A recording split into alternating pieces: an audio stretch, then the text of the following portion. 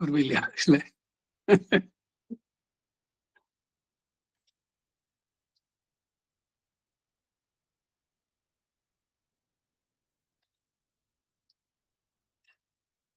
സുമംഗലി ഭവ.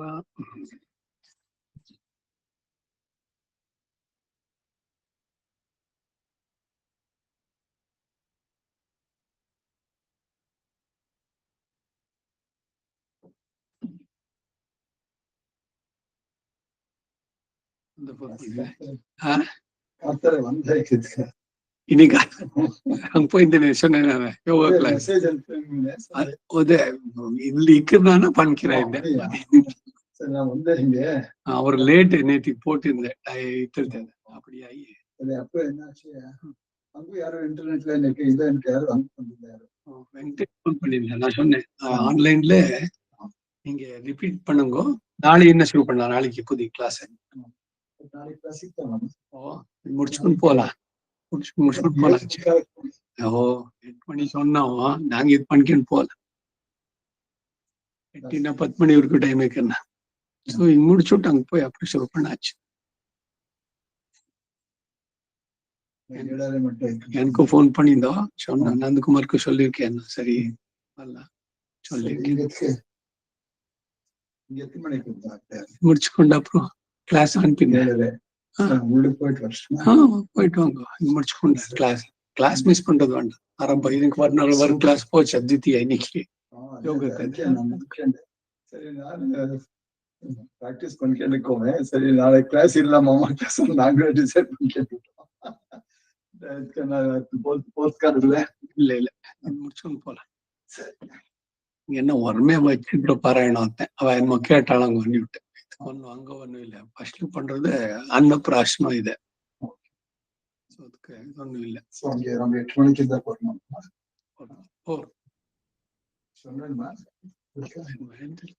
நரசிம்பிரசாத் இவ்வளவு வரான்னு சொல்றது. யார் போன் பண்ணியதாளா? இப்ப சாயங்காலம் 2 ஒரு இன்ஃபர்மேஷன் சொல்லுங்க. போலாம் 8:15 வேலைக்கு போனா பரவாயில்ல. 8:15 இங்க நம்ம போட்டாக்கா 10-15 minutes 8:15.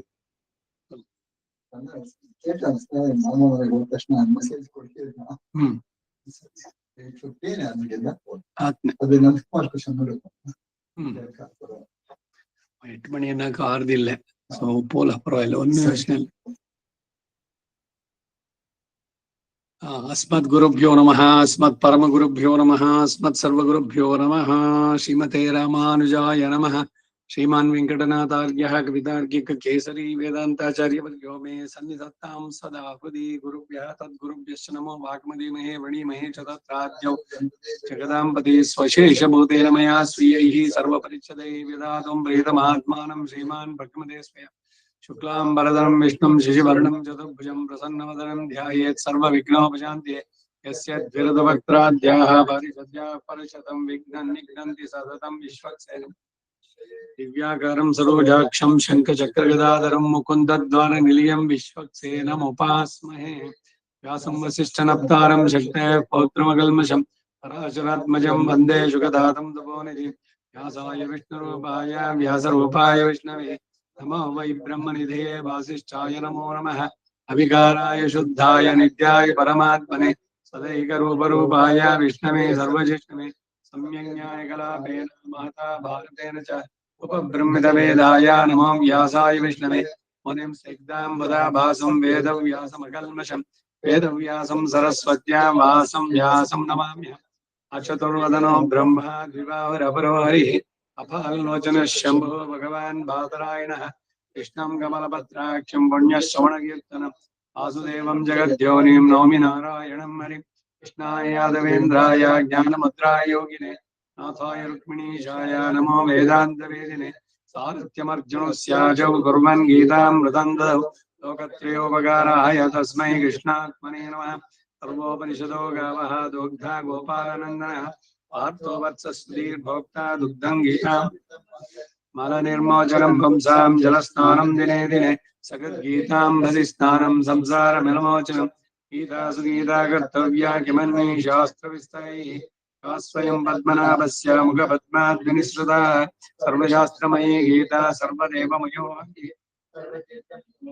सर्वधर्ममयो हनुः यस्मिन् प्रसाद समुखे कवयोऽपि ते शास्त्राण्यशासुर्ययन्महिमाश्रियाणि कृष्णेन तेनेह दिवस्वयमेव गीतं शास्त्रस्य तस्य सदृशं किमिहास्ति शास्त्रम् भीष्मद्रोणतटा जयद्रथजला गान्धार नीलोत्पल शल्यग्राहवती कृपेण भगिनी कर्णेन वेलाकुल अश्वत्थाम विकर्ण घोरमकरा दुर्योधनावर्तिनि सोत्तीर्णः खलु पाण्डवैरणन्ति कैवर्तके केशवे नमोऽस्तु ते व्यास विशाल बुद्धे पुल्लारविन्दायितपत्नमित्र हेरत्वया भारततैलपूर्णः प्रज्वालितो ज्ञानमयप्रदीपः प्रपन्नपारिजाताय तोत्रवेत्रैकपाणिः ज्ञानमुद्राय कृष्णाय गीतामृतदये नमः वसुदेवसुतं देवं मन्त्रचाणूरमर्दनं देवकी परमानन्दं कृष्णं वन्दे जगद्गुरुम् आराश्चर्यमजः सरोजममलं गीतार्थगन्धोत्कटम् नानाख्यानखगेसरं हरिकथा सम्बोधना बोधितम् लोके सज्जन षट्पदैरहरः पेपीयमानं मुदा भूयाद्भारतपङ्कजं कलिमलप्रध्वंसिनः श्रेयसे मूकं करोति वाचालं पङ्गुं लङ्घयते गिरिं यत्कृपादमहं वन्दे परमानन्दमाधवम् यं ब्रह्मा वरुणेन्द्ररुद्रमरुतस्तुन्वन्ति दिव्यैस्तवैः वेदैः साङ्गपदक्रमोपनिषदैर्गायन्ति यं सामगाः ध्यानावस्थिततद्गतेन मनसा पश्यन्ति यं योगिनः यस्यान्तं न विदुःसुरासुरगणा देवाय तस्मै नमः पार्थाय प्रतिबोधितां भगवता नारायणेन स्वयं व्यासेन कृतितां पुराणमुनिना मध्ये महाभारतम् अद्वैतामृतवर्षिणीं भगवतीम् अष्टादशाध्यायिनीम् अम्ब त्वामनुसन्दधामि भगवद्गीते भवद्वेषिणी समेत श्रीकृष्णाय परब्रह्मणे नमः। अथ श्रीमद्भगवद्गीतासु उपनिषत्सु ब्रह्मविद्यायां योगशास्त्रे श्रीकृष्णार्जुन संवादे ध्यान योग षष्ठाध्याय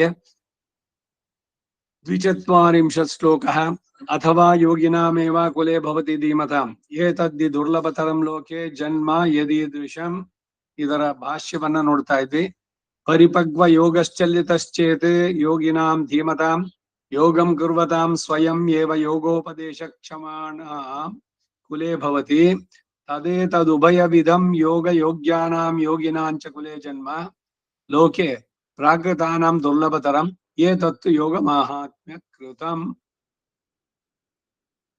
ಅದನ್ನ ನೋಡ್ತಾ ಇದ್ವಿ 726ನೇ ಪುಟ तवदास्य सुखैक संगिनां भवनेश्चस्त्वपि कीटजन्ममे इतरावसतेषु आत्मभोः अपि मे जन्म चतुर्मुखात्मನ ಆ ಜಾಗದಲ್ಲಿ ಹೋದ ವಾರ ನಿಲ್ಲಿಸಿತ್ತು.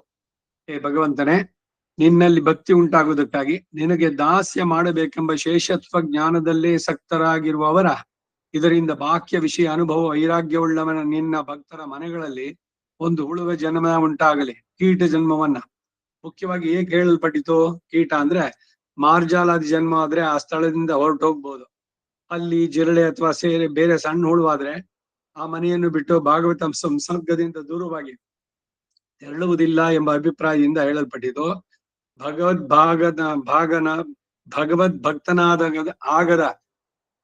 ಭಕ್ತನಾಗದಂತಹ ಇತರ ಮನೆಯಲ್ಲಾದ್ರೂ ಆತನು ಚತುರ್ಮುಖನಾಗಿದ್ರು ಕೂಡ ಈ ಕೀಟ ಜನ್ಮಕ್ಕಿಂತ ಉತ್ಕೃಷ್ಟ ಜನ್ಮ ನನಗೆ ಬೇಕಿಲ್ಲ ಎಂಬ ತಾತ್ಪರ್ಯ. ನಿನ್ನ ನಾಭಿ ಕಮಲ ಸಂಬಂಧವುಳ್ಳ ಚತುರ್ಮುಖನು ಒಂದು ವೇಳೆ ಅಭಾಗವತನಾದ್ರೆ ಅಂತವನ ಮನೆಯಲ್ಲಿ ಕೀಟಕ್ಕಿಂತ ಉತ್ತಮ ಜನ್ಮವೂ ಕೂಡ ನನಗಾಗದಿರ್ಲಿ. ಬೇಕಾದವರಿಗೆ ನಿನ್ನ ಇಷ್ಟ ಹೇಗೋ ಹಾಗೆ ಮಾಡಿಕೋ, ನನ್ನ ಅಭ್ಯಂತರ ಇಲ್ಲ. ನಿನ್ನ ಭಕ್ತನಾದ ನನಗಾದ್ರೂ ಅಂತಹ ರಾಜಸಾಧಿಕರುಗಳ ಮನೆಯಲ್ಲಿ ಉತ್ಕೃಷ್ಟವಾದ ದೇವಾದಿ ಜನ್ಮವೂ ಬೇಕಿಲ್ಲ. ನಿನ್ನ ಪರಮ ಭಾಗವತಗ್ರೇಸರ ಮನೆಯಲ್ಲಿ ಕೀಟ ಜನ್ಮವೇ ನನಗೆ ಪರಮ ಶ್ರೇಯಸ್ಕರ ಎಂಬುದು ಈ ಶ್ಲೋಕದ ತಾತ್ಪರ್ಯ ಅಂದ್ರು. ಸ್ತೋತ್ರ ರತ್ನದಲ್ಲಿ ಆಳವಂದಾರ ಹೇಳಿದ ಮಾತಿದು. ತವ ದಾಸ್ಯ ಸುಖೈಕ ಸಂಗಿನಾಂ ಭವನೇಶ್ಚತ್ವಪಿ ಕೀಟ ಜನ್ಮಮೇ ಇತರಾವಸತೇಷು ಆತ್ಮಭೂಹೋ ಅಪಿಮೇ ಜನ್ಮ ಚತುರ್ಮುಖಾತ್ಮನ. ಇವ್ರ ಅರ್ಥ ಬರ್ದಿರೋ ಸರಿ ಇಲ್ಲ, ಅದಕ್ಕೆ ಹೇಳ್ತಾ ಇದ್ದೀನಿ. ಚತುರ್ಮುಖನ ಮನೇನಲ್ಲ, ಚತುರ್ಮುಖ ಪದವಿ ಕೊಟ್ರು ಬೇಡ ಅಂತ. ಅಪಿಮೇ ಜನ್ಮ ಚತುರ್ಮುಖಾತ್ಮನ. ಸರಿಯಾಗಿ ಅರ್ಥವನ್ನು ನೋಡ್ಬೇಕು. ಅದ್ ಯಾಕೆ ಹೀಗೆ ಬರೆದ್ರೆ ಇವ್ರಿಗೆ ಗೊತ್ತಿಲ್ಲ. ಭಗವದ್ ಭಕ್ತರ ಒಡನಾಟದಲ್ಲಿರೋದಾದ್ರೆ ಒಂದು ಕೀಟವಾದ್ರೂ ಸಾಕು. ಸತ್ಸಂಗ ನನಗೆ ಬೇಕು, ಉತ್ತಮರ ಸಂಘವಿದು ನನಗೆ ಕೊಡುವಂತ ಶ್ರೀಪಾದರಾಯರ ಕೃತಿ ಮತ್ತೆ ನಾನು ಅದನ್ನ ಹೇಳುವಂತ ಸತ್ಸಂಗ ಬೇಕು. ಯಾಕೆ ಸತ್ಸಂಗ ಬೇಕು ಅಂದ್ರೆ ಯಯಾತಿ ವೃತ್ತಾಂತದಲ್ಲಿ ಹೇಳೋದು, ಅವನು ಅಲ್ಲಿಂದ ಬೀಳ್ತಾನೆ ಕೆಳಕ್ಕೆ ಇಂದ್ರ ಪದವಿಯಿಂದ. ಯಯಾತಿ ಅವನು ಪುಣ್ಯದ ಇದಕ್ಕೆ ಹೋಗಿದ್ದಕ್ಕೆ ಯಯಾತಿ ವೃತ್ತ ಅಂತ ಮಹಾಭಾರತದಲ್ಲೇ ಬಂತು ಹಿಂದೆ. ಆವಾಗ ಅವನೇನ್ ಕೇಳ್ದ ಅಂತಂದ್ರೆ, ಮಹಾಭಾರತದಲ್ಲೇ ಅದಿದ್ದು ಏನು ಅಂತಂದ್ರೆ, ಅವನು ಜಾರಿ ಬೀಳ್ತಾ ಇರ್ಬೇಕಾದ್ರೆ ಕೇಳ್ಕೊಂಡ ಏನು ಅಂತ, ನನ್ನನ್ನು ಅಟ್ಲೀಸ್ಟ್ ಸಜ್ಜನರ ಮಧ್ಯದಲ್ಲಿ ನನ್ನನ್ನು ಬೀಳ್ಸಿ ಅಂತಾನೆ. ಇವನ ಮಗಳು ಮೊಮ್ಮಕ್ಕಳು ಎಲ್ಲರೂ ಇರ್ತಾರೆ, ಆ ಮಧ್ಯದಲ್ಲಿ ಇವನು ಯಾರು ಅಂತ ಕೇಳ್ತಾರೆ. ನಾನು ಯಯಾತಿ ಪುಣ್ಯದಿಂದ ಇದಾಗಿ ನಾನು ಬೀಳ್ತಾ ಇದ್ದೀನಿ ಇಲ್ಲಿ ಅಂತ. ಯಾಕೆ ಅಂದ್ರೆ ಅವನ ಅಹಂಕಾರ, ಎಲ್ಲರನ್ನು ಧಿಕ್ಕರಿಸಿ ನಾನು ಇಂದ್ರ ಪದವಿಗೆ ಬಂದೆ ಅಂತ. ಆ ಆತ್ಮಸ್ತುತಿ ಅನ್ನೋದು ಎಷ್ಟು ಕೆಟ್ಟದ್ದು ಅನ್ನೋದಕ್ಕಾಗಿ ಹೇಳ್ತಿರುತ್ತ ಅಂತ. ಅವಾಗ ಇವರೆಲ್ಲ ಸೇರಿ ನಮ್ಮ ಪುಣ್ಯದ ಭಾಗದಿಂದ ನಿನಗೆ ವಾಪಸ್ ಕೊಡ್ತೀವಿ, ನೀವು ಹೋಗು ಅಂತ ಹೇಳ್ತಾರೆ. ಅವನ ಮಗಳು ಎಲ್ರು ಕೂಡ ಎಲ್ಲರೂ ಸೇರಿಸಿ ಮತ್ತೆ ಅವನನ್ನು ಇದಕ್ಕೆ ಸ್ವರ್ಗ ಲೋಕಕ್ಕೆ ಕಳಿಸ್ಕೊಡ್ತಾರೆ. ಅಲ್ಲಿ ಏನು ಈ ಕಥೆನಲ್ಲಿ ಮುಖ್ಯವಾಗಿ ಹೇಳಿದ್ದು ಅಂದ್ರೆ, ಅವನ್ ಜಾರಿ ಬೀಳ್ತಾ ಇದ್ದಾನೆ ಅನ್ನೋದೆಲ್ಲ ಗೊತ್ತಾದಾಗ ಅವನ್ ಕೇಳ್ಕೊಂಡ ದೇವತೆಗಳನ್ನು, ಅಟ್ಲೀಸ್ಟ್ ನನ್ನನ್ನ ಸಜ್ಜನರ ಮಧ್ಯದಲ್ಲಿ ಬೀಳುವಂತೆ ಮಾಡಿ ಅಂತ. ಆ ಸಜ್ಜನರ ಹಿರಿಮೆಯನ್ನು ಹೇಳೋದಕ್ಕಿದು. ತವ ದಾಸ್ಯ ಸುಖೈಕ ಸಂಗೀನ ಭವನೇಶು ಅಪಿ ಕೀಟ, ಒಂದು ಕೀಟವಾದ್ರೆ ಸಾಕು, ನಾನು ನಿನ್ನ ದಾಸರ ಒಡನಾಟ ಇರಬೇಕು. ಅದು ಇಲ್ಲದೆ ನೀನೇನಾದ್ರೂ ನನಗೆ ಚತುರ್ಮುಖ ಪದವಿಯನ್ನೇ ಕೊಡ್ತೀನಿ ಅಂತಂದ್ರು ಬೇಡ. ನಿನ್ನ ಭಕ್ತರ ಒಡನಾಟ ಇಲ್ಲದಂತಹ ಬ್ರಹ್ಮ ಪದವಿನೂ ಬೇಡ. ಅದು ನಿಜವಾದ ಅರ್ಥ ಬರುವಂತ. ಈ ಶ್ಲೋಕ ವ್ಯಾಖ್ಯಾನದಲ್ಲಿ ಶ್ರೀ ಯತಿರಾಜರು ಪರಿಪಕ್ವ ಯೋಗಶ್ಚಲಿತಶ್ಚೇತೆ ಎಂದು ಹೇಳಿ, ಅಂತಹ ಪರಿಪಕ್ವ ಯೋಗಿ ಕೂಡ ಯೋಗ ಯೋಗ್ಯಾನಾಂ ಯೋಗಿನಾಂಚ ಕುಲೇ ಜನ್ಮ ಭವತಿ.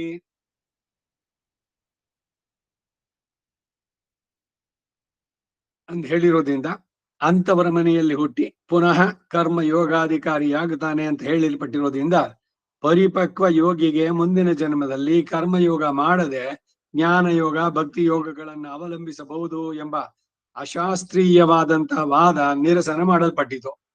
ಪರಿಪಕ್ವ ಯೋಗಿಯು ಪುನಃ ಜನ್ಮವೆತ್ತಿ ಕರ್ಮಯೋಗವನ್ನು ಅವಲಂಬಿಸಿದರೆ ಪರಿಪಕ್ವ ಯೋಗ ದಿಶೆಯು ಹಿಂದಿನ ಯೋಗ ಮಹಾತ್ಮೆಯಿಂದ ಶೀಘ್ರವಾಗಿ ಲಭಿಸುತ್ತದೆ ಎಂದು ಹೇಳಿದರೆ ಒಪ್ಪತಕ್ಕ ಮಾತಾಗತ್ತೆ. ಅಂತವನು ಕರ್ಮಯೋಗವನ್ನು ತ್ಯಜಿಸಿ ಜ್ಞಾನ ಯೋಗವನ್ನಾಗ್ಲಿ ಭಕ್ತಿ ಯೋಗವನ್ನಾಗ್ಲಿ ಅವಲಂಬಿಸಬಹುದು ಎಂಬುದನ್ನು ಒಪ್ಪಿದರೆ ಶಾಸ್ತ್ರ ಮರ್ಯಾದೆ ಉಲ್ಲಂಘನೆಗೆ ಅನುಮತಿ ಕೊಟ್ಟ ದೋಷಕ್ಕೆ ಕಾರಣವಾಗುತ್ತೆ. ನಮ್ಮ ಸಿದ್ಧಾಂತದ ಸ್ಥಾಪಕರ ಅಭಿಪ್ರಾಯ ಯೋಗ ಯೋಗ್ಯಾನಾಂ ಎಂಬ ಪ್ರಯೋಗಕ್ಕೂ ವಿರುದ್ಧವಾಗತ್ತೆ. ಇದಿಷ್ಟು 42ನೇ ಶ್ಲೋಕಕ್ಕೆ ಕೊಟ್ಟಂತಹ ರಾಮಾನುಜರ ಭಾಷ್ಯಕ್ಕೆ ಅನುವಾದ. ಮುಂದಿನ ಶ್ಲೋಕ, ತತ್ರ ತಂ ಬುದ್ಧಿ ಸಂಯೋಗಂ ಲಭತೆ ಪೌರ್ವದೇಹಿಕಂ ಯತತೆ ಚ ತಥೋ ಭೂಯಃ ಸಂಸಿದ್ಧೌ ಕುರುನಂದನ. ಯೋಗ ಭ್ರಷ್ಟಾಧಿಕಾರಿಗಳನ್ನು 2 ವಿಧವಾಗಿ ವಿಂಗಡಿಸಿ, ಉಪಕ್ರಮ ದಶೆಯಲ್ಲಿಯೋ ವಿಪಾಕ ದಶೆಯಲ್ಲಿಯೋ ಭ್ರಷ್ಟತೆಯುಂಟಾಗುವವರೆಗೆ ಪ್ರಾಪ್ತವಾಗುವ ಜನ್ಮಗಳಲ್ಲಿ ತಾರತಮ್ಯವನ್ನು ತೋರಿಸಿ, ಹಾಗೆ ಜನ್ಮಗಳು ಪ್ರಾಪ್ತವಾಗುವುದರಿಂದ ಉಂಟಾಗುವ ಫಲವನ್ನ ಈ ಶ್ಲೋಕ ಮತ್ತು ಮುಂದಿನ ಶ್ಲೋಕದ ಅರ್ಥದಿಂದ ವ್ಯಕ್ತಪಡಿಸ್ತಾರೆ. ಹೇ ಕುರುನಂದನ, ಹೇ ಕುರುವಂಶೋತ್ಪನ್ನಾದ ಅರ್ಜುನನೇ, ತತ್ರ ಹಾಗೆ ಪ್ರಾಪ್ತವಾಗುವ ಜನ್ಮದಲ್ಲಿ ಪೌರ್ವದೇಹಿಕಂ ಹಿಂದಿನ ಜನ್ಮ ಸಂಬಂಧವಾದ ತಂ ಆ ಯೋಗಾಭ್ಯಾಸವನ್ನು ಕುರಿತು ಬುದ್ಧಿ ಸಂಯೋಗಂ ಜ್ಞಾನ ಪ್ರಾಪ್ತಿಯನ್ನ ಲಭತೆ ಆ ಯೋಗ ಭ್ರಷ್ಟನು ಹೊಂದುತ್ತಾನೆ. ತತಃ ಅನಂತರ ಅಥವಾ ಅಲ್ಲಿಂದ ಮುಂದಕ್ಕೆ ಅಂದರೆ ಯೋಗಾಭ್ಯಾಸ ಬುದ್ಧಿ ಸಂಯೋಗ ಉಂಟಾದ್ದರಿಂದ ಭೂಯಃ ಪುನಃ ತಥೋ ಭೂಯಃ ಹಿಂದಿನ ಜನ್ಮದಲ್ಲಿ ಮಾಡಿದ್ದಕ್ಕಿಂತ ಅಧಿಕವಾಗಿ ಎಂದು ಕೆಲವರು ಅರ್ಥ ಮಾಡ್ತಾರೆ. ಸಂಸಿದ್ಧವು ನಿರ್ವಿಘ್ನವಾದ ಯೋಗ ಸಿದ್ಧಿ ಉಂಟಾಗುವುದಕ್ಕಾಗಿ, ಅಂದರೆ ಹಿಂದೆ ವಿಘ್ನ ಬಂದ ಹಾಗೆ ಈಗ ವಿಘ್ನಗಳು ಯಾವುದು ಉಂಟಾಗದ ಹಾಗೆ. ಇದು ಸಂ ಎಂಬ ಉಪಸರ್ಗದ ಅರ್ಥ. ಯತತೇಚ ಪ್ರಯತ್ನವನ್ನು ಕೂಡ ಮಾಡ್ತಾನೆ. ಅದೇನು ಹಿಂದೆ ವಿಘ್ನ ಉಂಟಾಗಿ ಯೋಗ ಭ್ರಷ್ಟನಾಗಲಿಲ್ವೇ, ಈಗಲೂ ಹಾಗೆ ಈ ಜನ್ಮದಲ್ಲೂ ಕೂಡ ಯೋಗ ಭ್ರಷ್ಟನಾಗ್ಬಿಡುದು ಎಂಬ ಪೂರ್ವ ಪಕ್ಷಕ್ಕೆ ಸಮಾಧಾನ ಹೇಳ್ತಾರೆ. ಸಹ ಆ ಯೋಗ ಭ್ರಷ್ಟನು ತೇನ ಇವ ಪೂರ್ವಾಭ್ಯಾಸೇನ ಆ ಹಿಂದಿನ ಜನ್ಮದಲ್ಲಿ ಮಾಡಿದ ಪೂರ್ವದ ಸ್ವಲ್ಪ ಮಟ್ಟಿಗೆ ಆಚರಿಸಿದ ಯೋಗಾಭ್ಯಾಸದಿಂದಲೇ ಅವಶೋಪಿ ಅಸ್ವತಂತ್ರನಾಗಿ ಆ ವಿಷಯದಲ್ಲಿ ಆತನ ಮನಸ್ಸನ್ನು ಎಳೆದಿದ್ರೆ ಕೂಡ ಹಿರಿಯತೆ ಸೆಳೆಯಲ್ಪಡ್ತಾನೆ. ಅದರಲ್ಲಿ ಮನಸ್ಸನ್ನಿಡುವ ಹಾಗೆ ಪ್ರೇರಿಸಲ್ಪಡ್ತಾನೆ ಅನ್ನೋ ಭಾವ. ಅವನು ಬೇಡ ಎಂದಿದ್ರು ಕೂಡ ಆ ಯೋಗ ಮಹಾತ್ಮೆಯಿಂದ ಉಂಟಾದ ಬುದ್ಧಿ ಸಂಯೋಗದ ಬಲದಿಂದ ಅದರಲ್ಲೇ ಪ್ರವರ್ತಿಸ್ತಾನೆ. ಹಿಂದೆ ಬಿಟ್ಟಿದ್ದ ಯೋಗಾಭ್ಯಾಸವನ್ನು ಅನುಷ್ಠಿಸಿ ನಿರ್ವಿಘ್ನವಾಗಿ ಯೋಗ ಪೂರ್ತಿಯನ್ನು ಹೊಂದುತ್ತಾನೆ. ಇದರಲ್ಲಿ ಈಶದಪಿ ಸಂದೇಹ ಇಲ್ಲ ಎಂದು ಈ ಶಬ್ದವನ್ನು ಪ್ರಯೋಗಿಸಿದ್ದಾರೆ. ಇದಕ್ಕೆ ಬೇಕಾದಷ್ಟು ನಿರ್ದೇಶನ ಉಂಟು ಎನ್ನುವಂಥದ್ದು ಭಾವ. ಅಂದ್ರೆ ಅವನಿಗೆ ಹಿಂದಿ ಜನದಲ್ಲಿ ಜ್ಞಾಪಕ ಇರೋಲ್ಲ, ಆದ್ರೆ ಅವನು ಉತ್ಕೃಷ್ಟತೆ ಮಾಡಿ ಫಲದಿಂದ ಅಲ್ಲಲ್ಲ, ಈಗ ಏನು ಬಂದಿದ್ ಪ್ರಾಬ್ಲಮ್ ಏನು ಇಲ್ಲಿ ಅಂದ್ರೆ, ಯೋಗ ಒಬ್ಬ ಅಭ್ಯಾಸ ಮಾಡ್ತಾ ಇದ್ದಾನೆ, ಕರ್ಮಯೋಗಿ. ಇರೋದಕ್ಕೆ ಯೋಗಾಭ್ಯಾಸವನ್ನ ಮಾಡಿ ಆತ್ಮ ದರ್ಶನ ಅವನಿಗಾಗ್ಲಿಲ್ಲ. ಸಿದ್ಧಿ ಇಲ್ಲದೆ ಅವನು ಸತ್ರೆ ಅವನನ್ನು ಯೋಗ ಭ್ರಷ್ಟ ಅಂತ ಕರೆದು. ಆ ಯೋಗ ಭ್ರಷ್ಟ ಮುಂದಕ್ಕೆ ಏನಾಗ್ತಾನೆ ಅನ್ನೋದಕ್ಕೆಲ್ಲ ಹೇಳಿದ್ದು ಹಿಂದಿನ ಅರ್ಥದಲ್ಲಿ ಏನು ಅಂದ್ರೆ, ಅವನು ಮಾಡಿದ ಯೋಗದ ಫಲದಿಂದ ಉತ್ತಮ ಲೋಕ ಪಡಿತಾನೆ. ಉತ್ತಮ ಲೋಕಕ್ಕೆ ಹೋಗಿ ಅಲ್ಲಿ ಪುಣ್ಯದ ಫಲ ಏನಿತ್ತು ಅದನ್ನು ಅನುಭವಿಸಿ ಮತ್ತೆ ವಾಪಸ್ ಬರ್ತಾನೆ. ಬಂದಾಗ ಎಲ್ಲಿ ಹುಟ್ಟುತ್ತಾನೆ?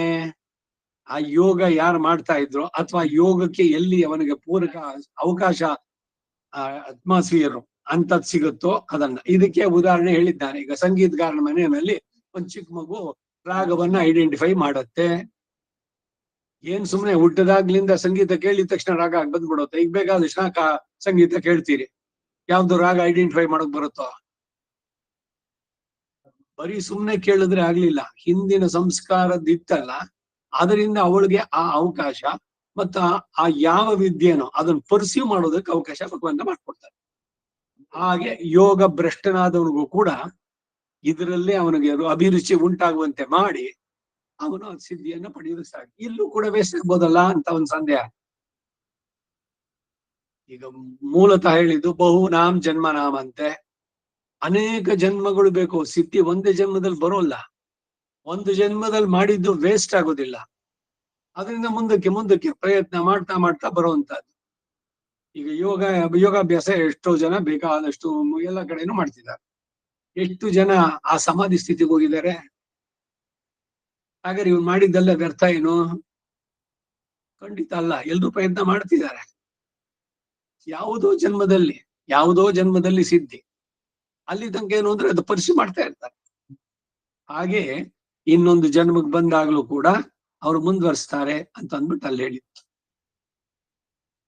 ಈಗ ಈ ಶ್ಲೋಕಕ್ಕೆ ಭಾಷ್ಯ: ತತ್ರ ಜನ್ಮನಿ ತಮೇವ ಪೌರ್ವ ದೈಹಿಕಂ ಯೋಗ ವಿಷಯಂ ಬುದ್ಧಿ ಸಂಯೋಗಂ ಲಭತೆ ತತಃಸುಪ್ತಃ ಪ್ರಬುದ್ಧವತ್ ಭೂಯ ಸಂಸಿದ್ಧೌ ಯತತೆ. ಶ್ರೀಭಾಷ್ಯದಲ್ಲಿ ಇದರ ಚರ್ಚೆಗಳೆಲ್ಲ ಎಷ್ಟು ದೀರ್ಘವಾಗಿ ಬರುತ್ತೆ ಗೊತ್ತಾ? ಅದೇಂಗ್ ಉಂಟಾಗುತ್ತೆ ಸಂಸ್ಕಾರ? ಇದಕ್ಕೆ ನಾನು ಇವಾಗ ಯಾವಾಗ್ಲೂ ಹೇಳಿದೆ, ನಾನು 3-4 ಕ್ಲಾಸ್ಗಳ ಹಿಂದೆ, ಹುಟ್ಟಿದ ಮಗುವಿಗೆ ತಾಯಿಯ ಸ್ತನವನ್ನು ಚಿಬ್ಬೇಕು ಅಂತ ಅಂದ್ಬಿಟ್ಟು ಯಾರು ಹೇಳ್ಕೊಟ್ರು? ಹೇಗೆ ಬಂತು ಸಂಸ್ಕಾರ ಅಂದ್ರೆ, ಅನೇಕ ಜನ್ಮ ಹಿಂದಿನ ಜನ್ಮದ ಸಂಸ್ಕಾರ ಅದು. ಸ್ತನ್ಯವನ್ನ ಕುಡಿಬೇಕು ಅನ್ನುವಂಥದ್ದನ್ನ ಯಾರು ಕಲ್ಸ್ಕೊಡೋರು? ಯಾರು? ಪ್ರತಿಯೊಂದು ಹಿಂದಿನ ಜನ್ಮದ್ದು ಪೂರ್ವ ಜನ್ಮದ ಸಂಸ್ಕಾರಗಳಿದೆ ಅಂತ ಒಪ್ಕೊಳ್ದಿದ್ರೆ ಬರೋದಿಲ್ಲ. ಅದಕ್ಕೇನೆ ಈ ಜಾತಿ ವ್ಯವಸ್ಥೆಗೂ ಅಷ್ಟೇ ಕಾರಣ. ಅವರವರು ಮಾಡಿದ ಪೂರ್ವ ಜನ್ಮದ ಸುಕೃತ. ಮನುಷ್ಯ ಜನ್ಮದಲ್ಲೇನೆ 800 ಜನ್ಮಗಳಾದ್ಮೇಲೆ ಶ್ರೀ ವೈಷ್ಣವ ಜನ್ಮ ಅಂತಾರೆ. ಒಂದೊಂದು ಜನ್ಮ ಮನುಷ್ಯನಾಗಿ ಹುಟ್ಟಿ ಸೂರ್ಯನ ಉಪಾಸನೆ, 200 ಜನ್ಮಗಳು. ಅದರಲ್ಲಿ ಸಿದ್ಧಿ ಪಡೆದ್ಮೇಲೆ ಶಿವನಲ್ಲಿ ಭಕ್ತಿ, ಅಲ್ಲಿ ಮುಗಿದ ಮೇಲೆ ಶ್ರೀ ವೈಷ್ಣವ. ಶ್ರೀ ವೈಷ್ಣವನಾಗಿ ಹುಟ್ಟಬೇಕು ಅಂತಂದ್ರೆ ಎಷ್ಟು ಮಟ್ಟಿಗಿದೆ. ಇಲ್ಲಿ ಬಂದ್ಬಿಟ್ಟು ಎಲ್ಲವನ್ನು ಬಿಟ್ಟು ನನಗೆ ಬ್ರಾಹ್ಮಣ ಅನ್ನೋದು ಒಂದು ಶಾಪ ಅಂತ ಅನ್ಕೊಂಡ್ರೆ ಅವನು ಇನ್ನೇನು ಮಹಾ ಹೋಗ್ತಾನೆ, ಹಾಳಾಗಿ ಹೋಗ್ತಾನೆ ಪೂರ್ಣವಾಗಿ. ಸುಕೃತ ಇತ್ತು, ಅದ್ರ ಉಪಯೋಗ ಮಾಡ್ಕೊಳ್ದಿದ್ರೆ. ಮನುಷ್ಯ ಜನ್ಮ ಬ್ರಾಹ್ಮಣ ಜನ್ಮ ಸಿಕ್ಕಿದೆ, ಅದರ ಸಾರ್ಥಕತೆ ಬೇಕೋ ಇಲ್ವೋ? ಇದಕ್ಕಾಗೇನೆ ಈ ಸಂಸ್ಕಾರಗಳು ಬಹಳ ಮುಖ್ಯ ಅಂತ ಹೇಳುವಂತ ಬರುತ್ತೆ. ಅದಕ್ಕಾಗಿ ಹೇಳಿದ್ದು, ಇವರು ವರದರಾಜರಲ್ಲಿ ಹೇಳಿದ ಮಾತು ನೆನಪಾಗೋದು ಏನು ಅಂದ್ರೆ, ಈಗ ಶಾಸ್ತ್ರೋಕ್ತವಾಗಿ ಒಬ್ಬನ ಉಪನಯನ ಮಾಡಿ, ಉಪನಯನ ಆದ್ಮೇಲೆ 4 ದಿವಸ ಸಂಧ್ಯಾವನೆ ಮಾಡದ ಬಿಟ್ಟ ಇಲ್ಲ, ಅದನ್ನು ಪೂರ್ಣವಲ್ಲೂ ತೆಗೆದು ಬಿಡ್ತಾರೆ. ಆದ್ರೆ ಇವನಿಗೆ ಶಾಸ್ತ್ರೋಕ್ತವಾಗಿ ಮಾಡಿದ್ದು ಬಿಡೋದಿಲ್ಲ, ಅವನನ್ನ ಮತ್ತೆ ಯಾವಾಗ್ಲೂ ಇಳಿಯುತ್ತೆ.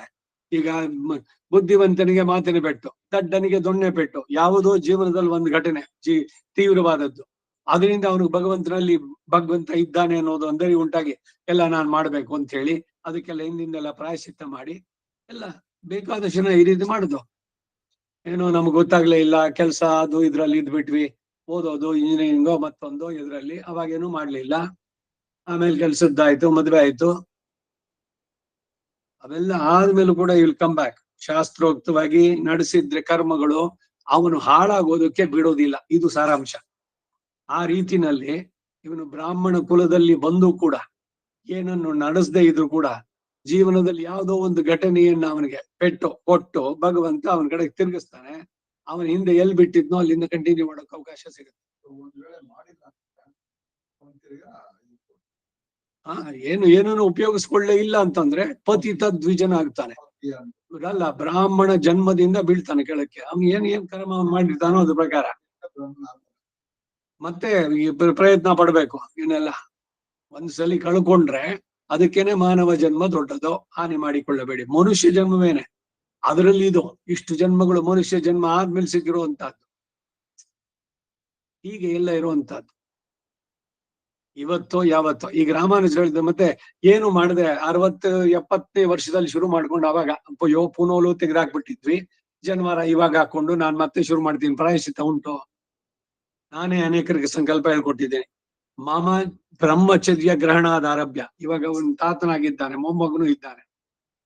ತಾತನು ಹೇಳ್ತಾ ಇರೋದು, ಅವನಿಗೆ ಉಪನಯನ ಆದ ದಿವಸದಿಂದ ಏತದ್ದಿನ ಪರ್ಯಂತ, ಇವತ್ತಿನವರೆಗೆ ತ್ರಿಕಾಲ ಸಂಧ್ಯಾ ವಂದನ ಅಕರಣ ಪ್ರಾಯಶ್ಚಿತ್ತಾರ್ಥಂ ಅಷ್ಟೋತ್ತರ 8,000 ಸಂಖ್ಯೆ ಗಾಯತ್ರಿ ಮಂತ್ರ ಜಪಂ ಕರಿಷ್ಯೆ. 8,008 ಅಷ್ಟೋತ್ತರ 8,000 ಅದು ಒಂದು ಇವನು ಪ್ರಾಯಶ್ಚಿತ್ತ ಮಾಡೋದು. ಜೊತೆಗೆ ಆ ಕ್ಷಣದಿಂದ ಅವತ್ತಿಂದ ಅವನು 3 ಹೊತ್ತು ಸಂಧ್ಯೆ ಅವನೇ ಶುರು ಮಾಡೋದು. ಇದು ಪ್ರಾಯಶ್ಚಿತ್ತ, ಇದು ರಿಪೇರಿ ಕೆಲಸ. ಮತ್ತೆ ಅಷ್ಟು ದಿವಸ ಬಿಟ್ಬಿಟ್ಟು ಆಮೇಲೆ ಮಾಡ್ಬೋದಾ ಅಂತಂದೆ. ಈಗ ಪ್ರಾಯಶ್ಚಿತ್ತ ಇದೆ ಅಂತ ಕಮಿಟ್ ಮಾಡ್ಬೇಡಿ ತಪ್ಪುಗಳನ್ನ. ಒಂದು ವೇಳೆ ಇದು ತಳ್ಕೊಂಡು ಆ ಒಂದು ಪಶ್ಚಾತ್ತಾಪ ಇದ್ರೆ ಮನಸ್ಸಿನಲ್ಲಿ, ಅಯ್ಯೋ ನಾನು ಇಷ್ಟು ದಿವಸ ಮಾಡ್ಲಿಲ್ವಲ್ಲ, ಈ ಪ್ರಾಯಶ್ಚಿತ್ತ ಮಾಡಿ ರೆಗ್ಯುಲರೈಸ್ ಮಾಡ್ಕೊಳ್ಳಿ. ಪ್ರಾಯಶ್ಚಿತ್ತಗಳಿರೋದು ಯಾಕೆಂದ್ರೆ ತಪ್ಪು ಮಾಡೋದಾಗ ತಪ್ಪಾಯ್ತು ಅನ್ನೋದನ್ನ ತಿಳಿಬೇಕಾದ ಫಸ್ಟ್. ಪಶ್ಚಾತ್ತಾಪ ಅಂದ್ರೆ ಅದೇನೆ. ಪಶ್ಚಾತ್ ಅಂದ್ರೆ ಏನೋ ಆಮೇಲೆ, ತಾಪ ಪಡೋದು, ಅಯ್ಯೋ ನನ್ನಿಂದ ಇಂತಹ ಘಟನೆ ನಡೀತಲ್ಲ.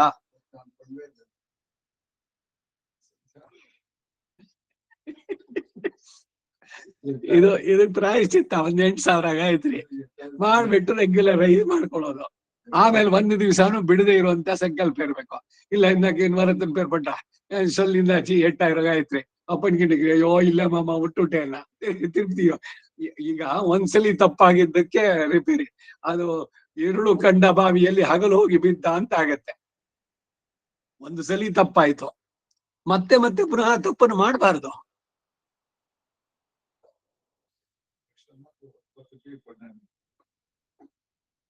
மனசுக்கு இருந்தாக்கி இப்போ பண்ணிக்க நிக்கிறேன் ரெகுலரைஸ் பண்ணியிருந்தேன் வெண்மட்டக்கு பண்ணுங்க நல்லதே. ಅವ್ರೆ ಪಾರ್ಥಸಾರಥಿ ಇದ್ದಾಳೆ ಶ್ರೀನಿಧಿ ತಂದೆ, ಅವ್ರು ಶ್ರೀರಂಗದಲ್ಲಿ ಇದ್ದಾಗ ಬೆಳಗ್ಗೆನು 1,000, ಮಧ್ಯಾಹ್ನ 1,000, 1,008 ಗಾಯತ್ರಿ 1 ವರ್ಷ ಇದ್ರಲ್ಲಿ. ಇದು ಅನೇಕ ಜನ್ಮಗಳ ಪ್ರಾಯಶ್ಚಿತ್ತ ಇದ್ರದಕ್ಕೆ ಗಾಯತ್ರಿ ಅಡ್ವಾಂಟೇಜ್ ಅಷ್ಟೊಂದು. ಸುಮ್ನೆ ಏನೂ ಇಲ್ಲ, ಇವತ್ತೇನೋ ಕೆಲ್ಸನೂ ಇಲ್ಲ ಏನೂ ಇಲ್ಲ ಅನ್ಸುತ್ತೋ, ಖುಷಿಯಾಗಿ ಕುತ್ಕೊಂಡು ಮಾಡಿ ಗಾಯತ್ರಿನ, ಯಾಕಾಗ್ಬಾರ್ದು? ಇದಕ್ಕಷ್ಟೇ ಅಂತ ಅಂದ್ಬಿಟ್ಟಲ್ಲ ಹೇಳುದು ನಾನು. 1 ಗಂಟೆ ಸಮಯ ಇದೆ, ಏನು ಮಾಡೋಕ್ಕಿಲ್ಲ, ಸರಿ ಸಂಧ್ಯಾ ಸಾಯಂಕಾಲದ್ದೋ ಇಲ್ಲ ಮಧ್ಯಾಹ್ನದ್ದೋ ಯಾವಾಗ್ಲೋ ಒಂದ್ರಲ್ಲಿ ಸಂಧ್ಯಾವನ್ನೇ ಆದ್ಮೇಲೆ ಕೂತ್ಕೊಂಡು ಅಲ್ಲ ಬರೀ ಗಾಯತ್ರಿ ಜಪಕ್ಕೇನೇನೆ ಆಸನ ಮಂತ್ರಸ್ಯ ಅಲ್ಲಿಂದ ಶುರು ಮಾಡಿ, ಅದು ಬೆಳಗ್ಗೆದ್ರಲ್ಲೇ ಸಾಯಂಕಾಲದಲ್ಲೇ ಸೇರಿಸ್ಬೇಕು ಅಂತಾನೂ ಇಲ್ಲ. ಸುಮ್ನೆ ಭಗವತ್ ಪ್ರೀತ್ಯರ್ಥಂ ಅಷ್ಟೋತ್ತರ 1,000 ಸಂಖ್ಯೆ ಗಾಯತ್ರಿ ಮಂತ್ರ ಜಪಂ ಕರಿಷ್ಯೆ ಸಂಕಲ್ಪ ಹೇಳಿ ಇದು ಏನು ಬೇಡಿಕಿಲ್ಲ. ಯಾಕೆ ಮಾಡ್ತಿರೋದು? ಏನಾದ್ರು ಪ್ರಾಯಶ್ಚಿತ್ತಕ್ಕೆ ಏನೇ ಮಾಡ್ಬೇಕು ಅಂತಿಲ್ಲ. ಭಗವಂತನ ಕೃಪೆ ಅರುಳ್, ಭಗವಂತ ಕೃಪೆ ಹಾಗಾದ್ರೆ ನಮ್ಮೇಲೆ ಇಲ್ವೋ? ಇದೆ, ಆದ್ರೆ ನಮ್ಮ ಪ್ರಬಲತರ ಪ್ರಾಚೀನ ಕರ್ಮ ಅವನ ಕೃಪೆ ನಮ್ಮೇಲೆ ಬೀಳದಂತೆ ಅಡ್ಡಿಯಾಗಿದೆ. ಸೊ ಅದಕ್ಕಾಗಿ ಪ್ರಬಲತರ ಪ್ರಾಚೀನ ಕರ್ಮ ನಿವೃತ್ತಿಗಾಗಿ ಇದು ಅನಿಷ್ಟ ನಿವೃತ್ತಿ ಪೂರ್ವಕ ಇಷ್ಟ ಪ್ರಾಪ್ತಿ. ಈ ಕಾರಣದಿಂದ ಮನಸ್ಸಿಗೆ ಆನಂದ ಆಗತ್ತೆ. ಸಾರ್ಥಕ 1 ಗಂಟೆ ಕಾಲ ಇವತ್ತು ನಾ ಮಾಡದೆ, ಅನೇಕ ಕೋಟಿ ಜನ್ಮಗಳಲ್ಲಿ ಮಾಡಿದ ಪಾಪಗಳ ಪರಿಹಾರ ಆಯ್ತು. ಗಾಯತ್ರಿ ವಿಶೇಷ ಅಂತೂ ಬಹಳವಾಗಿ ಹೇಳುತ್ತೆ ಇವೆಲ್ಲ ಇರುವಂತ. ಈಗ ಈ 43ನೇ ಶ್ಲೋಕ ಆಯ್ತಲ್ಲ, ಪೂರ್ವಾಭ್ಯಾಸೇನ ತೇನೈವ ಹ್ರಿಯತೆ ಹ್ಯವಶೋಪಿ ಸಹ, 3 ಲೈನ್ಗಳು. ತತ್ರ ಸಂಗಂ ತತ್ರ ತಂ ಬುದ್ಧಿ ಸಂಯೋಗಂ ಲಭತೆ ಪೌರ್ವದೇಹಿಕಂ ಯತತೆ ಚ ತಥೋ ಭೂಯಃ ಸಂಸಿದ್ಧೌ ಕುರುನಂದನ ಅನ್ನೋದಕ್ಕೆ ಬಂದದ್ದು. ಭಾಷ್ಯದ ಅರ್ಥ, ಭಾಷ್ಯ ಓದಿದ್ದಾಯ್ತಲ್ಲ.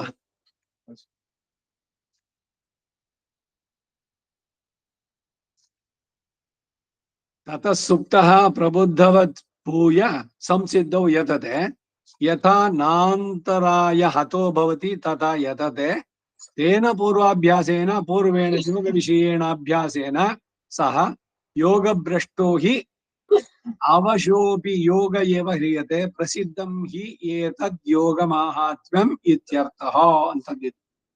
ಆ ಭಾಷ್ಯಕ್ಕೆ ಅರ್ಥ ನೋಡೋಣ. ಹಾಗೆ ಶ್ರೀಮಂತರ ಅಥವಾ ಯೋಗಿಗಳ ಗೃಹದಲ್ಲಿ ಜನ್ಮಗಳು ಉಂಟಾಗಿದ್ದರಿಂದ ಬಂದದ್ದು ಏನು? ಮೊದಲು ಮಾಡಿದ ಯೋಗವೇನೋ ಶಿಥಿಲವಾಗಲಿಲ್ವೇ? ಯಾವಾಗ ಉಪಾಯಾನುಷ್ಠಾನ ಇಲ್ವೋ ಆಗ ಸದ್ಗತಿ ಇಲ್ಲಿ ಇದು ಅಂತವನಿಗೆ ಉಭಯ ಭ್ರಷ್ಟತೆ ಇಲ್ಲ ಎಂದು ಹೇಳಿದ್ದು ಹೇಗೆ? ಇತ್ಯಾದಿ ಆಕ್ಷೇಪಗಳಿಗೆ ಇಲ್ಲಿ ಸಮಾಧಾನವನ್ನು ಹೇಳ್ತಾ ಇದ್ದಾರೆ. ಅಂತವನಿಗೆ ಉತ್ತರೋತ್ತರ ಮೋಕ್ಷ ಸಾಧನಕ್ಕೆ ಅನುಕೂಲ ಉಂಟು ಅಂತಂದ್ರೆ ಉಂಟು ಅಂತ ಹೇಳ್ತಾರೆ. ತತ್ರ ಎಂಬುದಕ್ಕೆ ಆ ಗೇಹದಲ್ಲಿ, ಗೇಹ ಅಂದ್ರೆ ಮನೆ, ಆ ಮನೆಯಲ್ಲಿ ಅಂದ್ರೆ ಎಲ್ಲಿಯಾದರೂ ಭ್ರಾಂತಿಯಿಂದ ಅರ್ಥ ಮಾಡಬಹುದು ಎಂದು ಭಾವಿಸಿ ತತ್ರ ಜನ್ಮನಿ ಎಂದು ವ್ಯಾಖ್ಯಾನ ಮಾಡಿದ್ದಾರೆ. ಆ ಜನ್ಮದಲ್ಲಿ ತಮೇವ, ಅದನ್ನೇ ಅಂದ್ರೆ ಯೋಗ ವಿಷಯಂ, ಯೋಗ ವಿಷಯವಾದ. ಯಾವ ಯೋಗ ವಿಷಯವಾದ ಅಂದ್ರೆ ಪೌರ್ವ ದೇಹಿಕಂ, ಮೊದಲಿನ ದೇಹ ಅಂದ್ರೆ ಜನ್ಮಕ್ಕೆ ಸಂಬಂಧಿಸಿದ ಬುದ್ಧಿ ಸಂಯೋಗಂ, ಜ್ಞಾನ ಪ್ರಾಪ್ತಿಯನ್ನ ಲಭತೆ ಹೊಂದುತ್ತಾನೆ. ತತಃ ಆ ಬುದ್ಧಿ ಸಂಯೋಗದ ಬಲದಿಂದ ಸಂಸಿದ್ಧವು, ಆ ಯೋಗವು ಚೆನ್ನಾಗಿ ಸಿದ್ಧಿಸೋದ್ರಲ್ಲಿ ಭೂಯಃ ಪುನಃ ಯತತೆ ಪ್ರಯತ್ನಿಸ್ತಾನೆ. ಅಂದ್ರೆ ಯೋಗ ಸಿದ್ಧಿ ಉಂಟಾಗುವುದಕ್ಕಾಗಿ ಯೋಗವನ್ನು ಆರಂಭಿಸಿ ಅದರ ಅಭ್ಯಾಸಕ್ಕಾಗಿ ಚೆನ್ನಾಗಿ ಯತ್ನಿಸ್ತಾನೆ. ಇದಕ್ಕೆ ಒಂದು ಒಳ್ಳೆ ನಿರ್ದರ್ಶನವನ್ನು ಕೊಡ್ತಾರೆ. ಹಿಂದೆ ಯೋಗದ ವಿಚ್ಛೇದ ಉಂಟಾಯಿತು, ಸಂಸ್ಕಾರವೆಲ್ಲ ಹೊರಟೋಯ್ತು, ಹೀಗಿದ್ರು ಹೇಗೆ ಯೋಗ ಸಿದ್ಧಿಗೆ ಪ್ರಯತ್ನಿಸ್ತಾನೆ ಎಂಬ ಶಂಕಾ ಪರಿಹಾರಕ್ಕಾಗಿ ಹೇಳ್ತಾರೆ ಸುಪ್ತಃ ಪ್ರಬುದ್ಧವತೆ. ಇಲ್ಲಿ ಇವರು ಹೇಳೋದಕ್ಕೆ ಮೊದಲು ಇನ್ನೊಂದು ನನಗೆ ನೆನಪಾಗಿದೆಯೇನು ಅಂದ್ರೆ ಜಡಭರತೋಪಾಖ್ಯಾನ. ಭರತ ಅವನು ತುಂಬಾ ಸ್ಫುರದ್ರೂಪಿಯಾದ ಹೆಣ್ಣು ಪತ್ನಿ, ಒಳ್ಳೆಯ ತಾರುಣ್ಯ, ಮಗ ಇದ್ದಾನೆ, ರಾಜ್ಯ ಭೋಗ ಇದೆ, ಏಕಚಕ್ರಾಧಿಪತಿ ಈ ತರ, ಅವನ ಮೇಲೆ ಯಾರು ಶತ್ರುಗಳಿಲ್ಲ, ಎಲ್ಲರೂ ಅವನನ್ನು ಪ್ರೀತಿಯಿಂದ ನೋಡ್ತಾರೆ, ಎಲ್ಲವೂ ಇದೆ. ಹಾಗಿದ್ದಾಗ ವಿವೇಕದಿಂದ ಇವೆಲ್ಲ ಬೇಡ ಸಂಸಾರ ಅಂತ ಎಲ್ಲವನ್ನು ಬಿಟ್ಟು ಕಾಡಿಗೆ ಬಂದ, ತಪಸ್ಸಿಗೆ ಕುಳಿತ.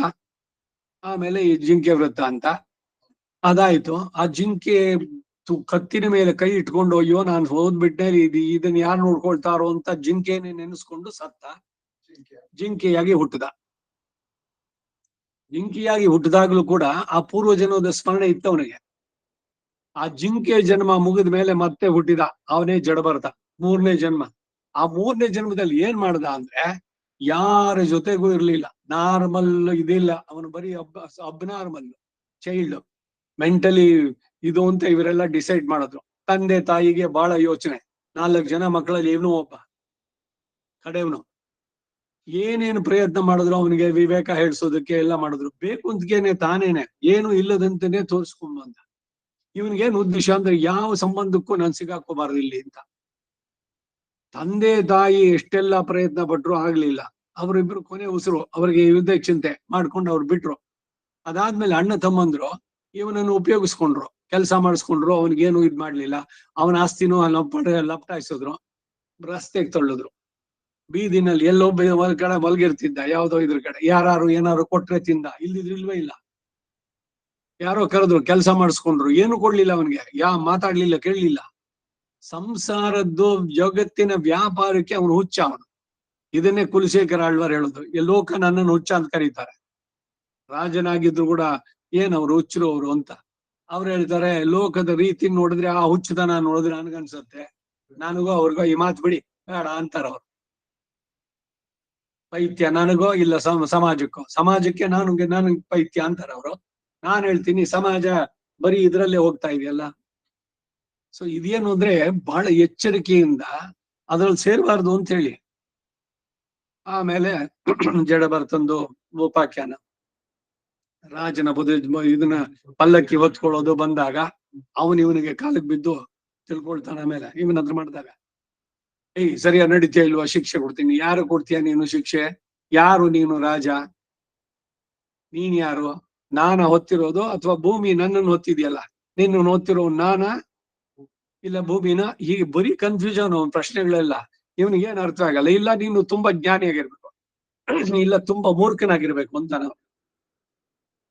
ಆಮೇಲೆ ಅವನ ಹತ್ರ ಮಾತಾಡ್ಬೇಕಾದ್ರೆ ಅವನ ಮುಖದಲ್ಲಿ ಅಂತ ತೇಜಸ್ಸು ಅವನಲ್ಲಿ ಇದು. ಅವನು ಹೇಳ್ತಾ ಬರ್ತಾನೆ, ಪ್ರಕೃತಿಯ ಮಾಯೆಯಿಂದ ದೂರ ಇರಬೇಕು ಅಂತ. ಈ ನಮಾಳ್ವಾರು ಹತ್ರನೇ ಸೇರಿಸ್ಲಿಲ್ಲ. ಇವನ್ ಅದ್ರೊಳಗಡೆ ಇದ್ರು ಕೂಡ ಅದಂಟದಂತೆ ಇದ್ದ. ಇದೇ ಸಂದೇಶ ಗೋಧಿ ಬಿದ್ರ ಭಗವದ್ಗೀತೆ ಪದ್ಮ ಪತ್ರ ಮೀವಾಂಬಸ, ಸಂಸಾರದಲ್ಲಿ ಇರಿ, ಅದ್ರ ಅಂಟ್ಕೊಳ್ದಂಗಿರಿ, ಎಲ್ಲವನ್ನ ನಡೆಸಿ. ನೀವು ಒಂಥರ ವಿಚಿತ್ರವಾಗಿ ಇರ್ಬೇಕು ಅಂತ ಇಲ್ವೇ ಇಲ್ಲ. ನಾನು ಯಾರ ಹತ್ರನೂ ಮಾತಾಡಲ್ಲ, ನಾನು ಪರಮ ವೈರಾಗಿ, ನಾನು ಏಕಾಂತಿ, ಪರಮೈಕಾಂತಿ, ಯಾವಾಗಲೂ ದೇವ್ರ ಮನೆಯಲ್ಲಿ ಕೂತಿರ್ತೀನಿ ಅನ್ನೋದು ಮೂರ್ಖತನ. ಲೋಕದಲ್ಲಿ ಇರಬೇಕು, ಯಾವುದ್ರಲ್ಲೂ ಉಂಟ್ಕೋಬಾರ್ದು. ಪ್ರಾಪಂಚಿಕವಾದ ವಿಷಯಗಳಲ್ಲಿ ಅನಾಸಕ್ತಿ. ಬೇರೆ ಯಾರೋ ಒಂದ್ಬಿಟ್ಟು ನಿಮಗೆ ನೋಡಿ ಅವ್ರು ಏನೋ ಮಾಡಿದ್ರು ಏನಂತೀರಿ ನೀವು ಅಂತಂದ್ರೆ ಅದಕ್ಕೇನಿಲ್ಲ, ಮಾತೇ ಇಲ್ಲ. ಇವುಗಳನ್ನು ಬೆಳೆಸ್ಬೇಕಾದ್ದು ನಾವು ಒಂದ್ ಮಾತು ಸೇರಿಸ್ಬಿಡೋದು ಅಲ್ಲ. ಅದಕ್ಕೆ ಹೌದು ಅವ್ರು ಹಂಗೇನೆ, ಇಲ್ಲ ಅವ್ರು ಯಾರೋ ಹೇಳಿದ್ರು ಅದರಿಂದ ನಾವೊಂದು ಅಭಿಪ್ರಾಯ ಹಾಕೊಂಡು ಅವ್ರ ಬಗ್ಗೆ, ಅದು ನಿಜ ವಾಸ್ತವೋ ಇಲ್ವೋ ನಿಮ್ಗೆ ಹೆಂಗ್ ಗೊತ್ತು? ಅವ್ರು ಯಾರೋ ಬಂದು ಹೇಳಿದ್ರು ಅಂತ ನೀವ್ ನೇರವಾಗಿ ನೋಡಿದ್ರ? ಯಾರ್ದೋ ಬಗ್ಗೆ ಏನಾದ್ರು ಒಂದು ಕಾಮೆಂಟ್ ಮಾಡ್ಬೇಕಾದ್ರೆ ನಿಮಗೆ ನೇರವಾಗಿ ಆಗಿದ್ರು ಕೂಡ ಆ ಅನುಭವ, ಯು ಶುಡ್ ನಾಟ್. ಲೋಕದ ಡೊಂಕ ತಿದ್ದೋದು ನಮ್ ಕಾರ್ಯವೇನೋ? ನಮ್ದನ್ನ ನಾವು ನಾಡ್ಕೊಂಡು ಸಾಲದೆ,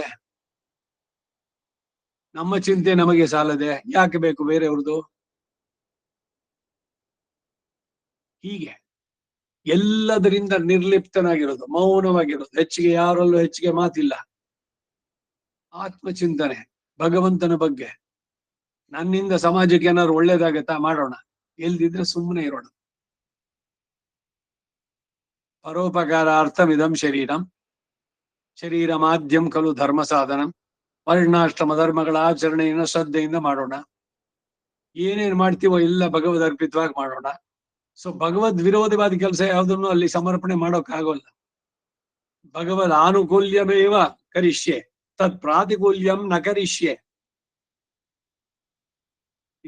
ಆರಾಧನೆಯಲ್ಲಿ ಕಡೆನಲ್ಲಿ ಇದೆಲ್ಲ ಇದೆ, ರಾಮಾನುಜರು ಸೇರಿಸಿದ್ದಾರೆ. ತ್ವತ್ ಪ್ರಾತಿಕೂಲ್ಯಮೇವ ಕರಿಷ್ಯೆ, ತ್ವತ್ ಪ್ರಾತಿಕೂಲ್ಯಂ ನ ಕರಿಷ್ಯೆ, ಆನುಕೂಲ್ಯಮೇವ ಕರಿಷ್ಯೆ. ಏನೇನ್ ಮಾಡ್ತೀನೋ ಎಲ್ಲವೂ ನಿನ್ನ ಇದ್ರದ್ದೇನೆ, ನೀನೇ ನಡೆಸ್ತಾ ಇರೋದು. ಭಗವಂತನಿಗೆ ಮನಸ್ಸಿಗೆ ಸಮ್ಮತಿ ಇಲ್ಲದಂತ ಯಾವ ಕೆಲಸವನ್ನು ಮಾಡಬಾರದು, ಅದು ಸಂಕಲ್ಪ. ಇದೇನೆ ಶರಣಾಗತಿನಲ್ಲಿ ಆನುಕೂಲ್ಯಸ್ಯ ಸಂಕಲ್ಪ ಪ್ರಾತಿಕೂಲ್ಯಸ್ಯ ವರ್ಜನಂ. ಅವನು ಖಂಡಿತ ನಮ್ಮ ರಕ್ಷಕ ಅನ್ನೋದ್ರಲ್ಲಿ ವಿಶ್ವಾಸ. ನನ್ನನ್ನ ನಾನೇ ಉದ್ಧಾರ ಮಾಡ್ಕೊಳ್ಳಾರೆ ಅನ್ನುವಂಥದ್ದು ಕಾರ್ಪಣ್ಯ, ಇವೆಲ್ಲ ಎಲ್ಲ ಬೇಕಾದ್ದು.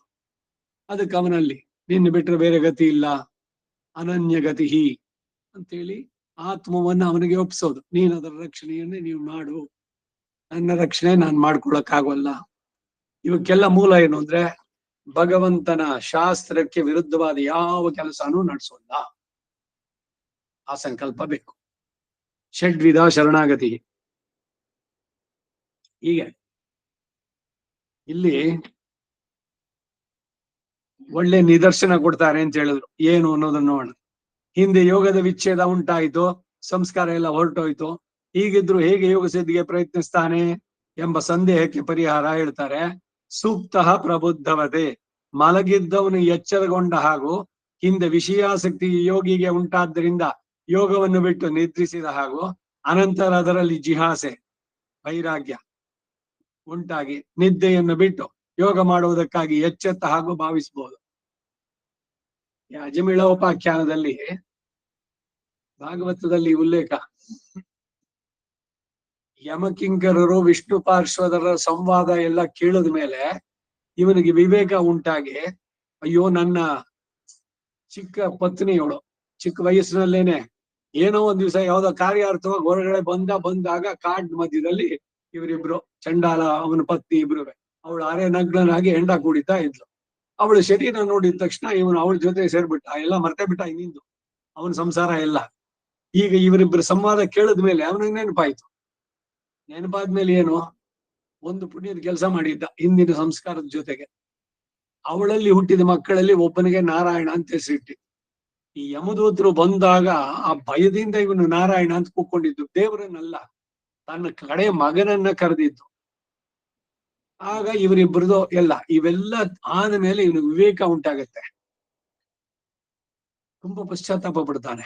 ಅಯ್ಯೋ, ನನ್ನ ಮೊದಲಿನ ಹೆಂಡತಿ, ಅದ್ರ ಬಗ್ಗೆ ಒಂದು ಚೂರು ನಾನು ಯೋಚನೆ ಮಾಡ್ಲಿಲ್ವಲ್ಲ ಅಂತ ಹೇಳಿ ಮೊದಲಿನ ಹೆಂಡತಿ ಹತ್ರ ಹೋಗ್ಲಿಲ್ಲ. ಇವಳನ್ನು ಬಿಟ್ಟ.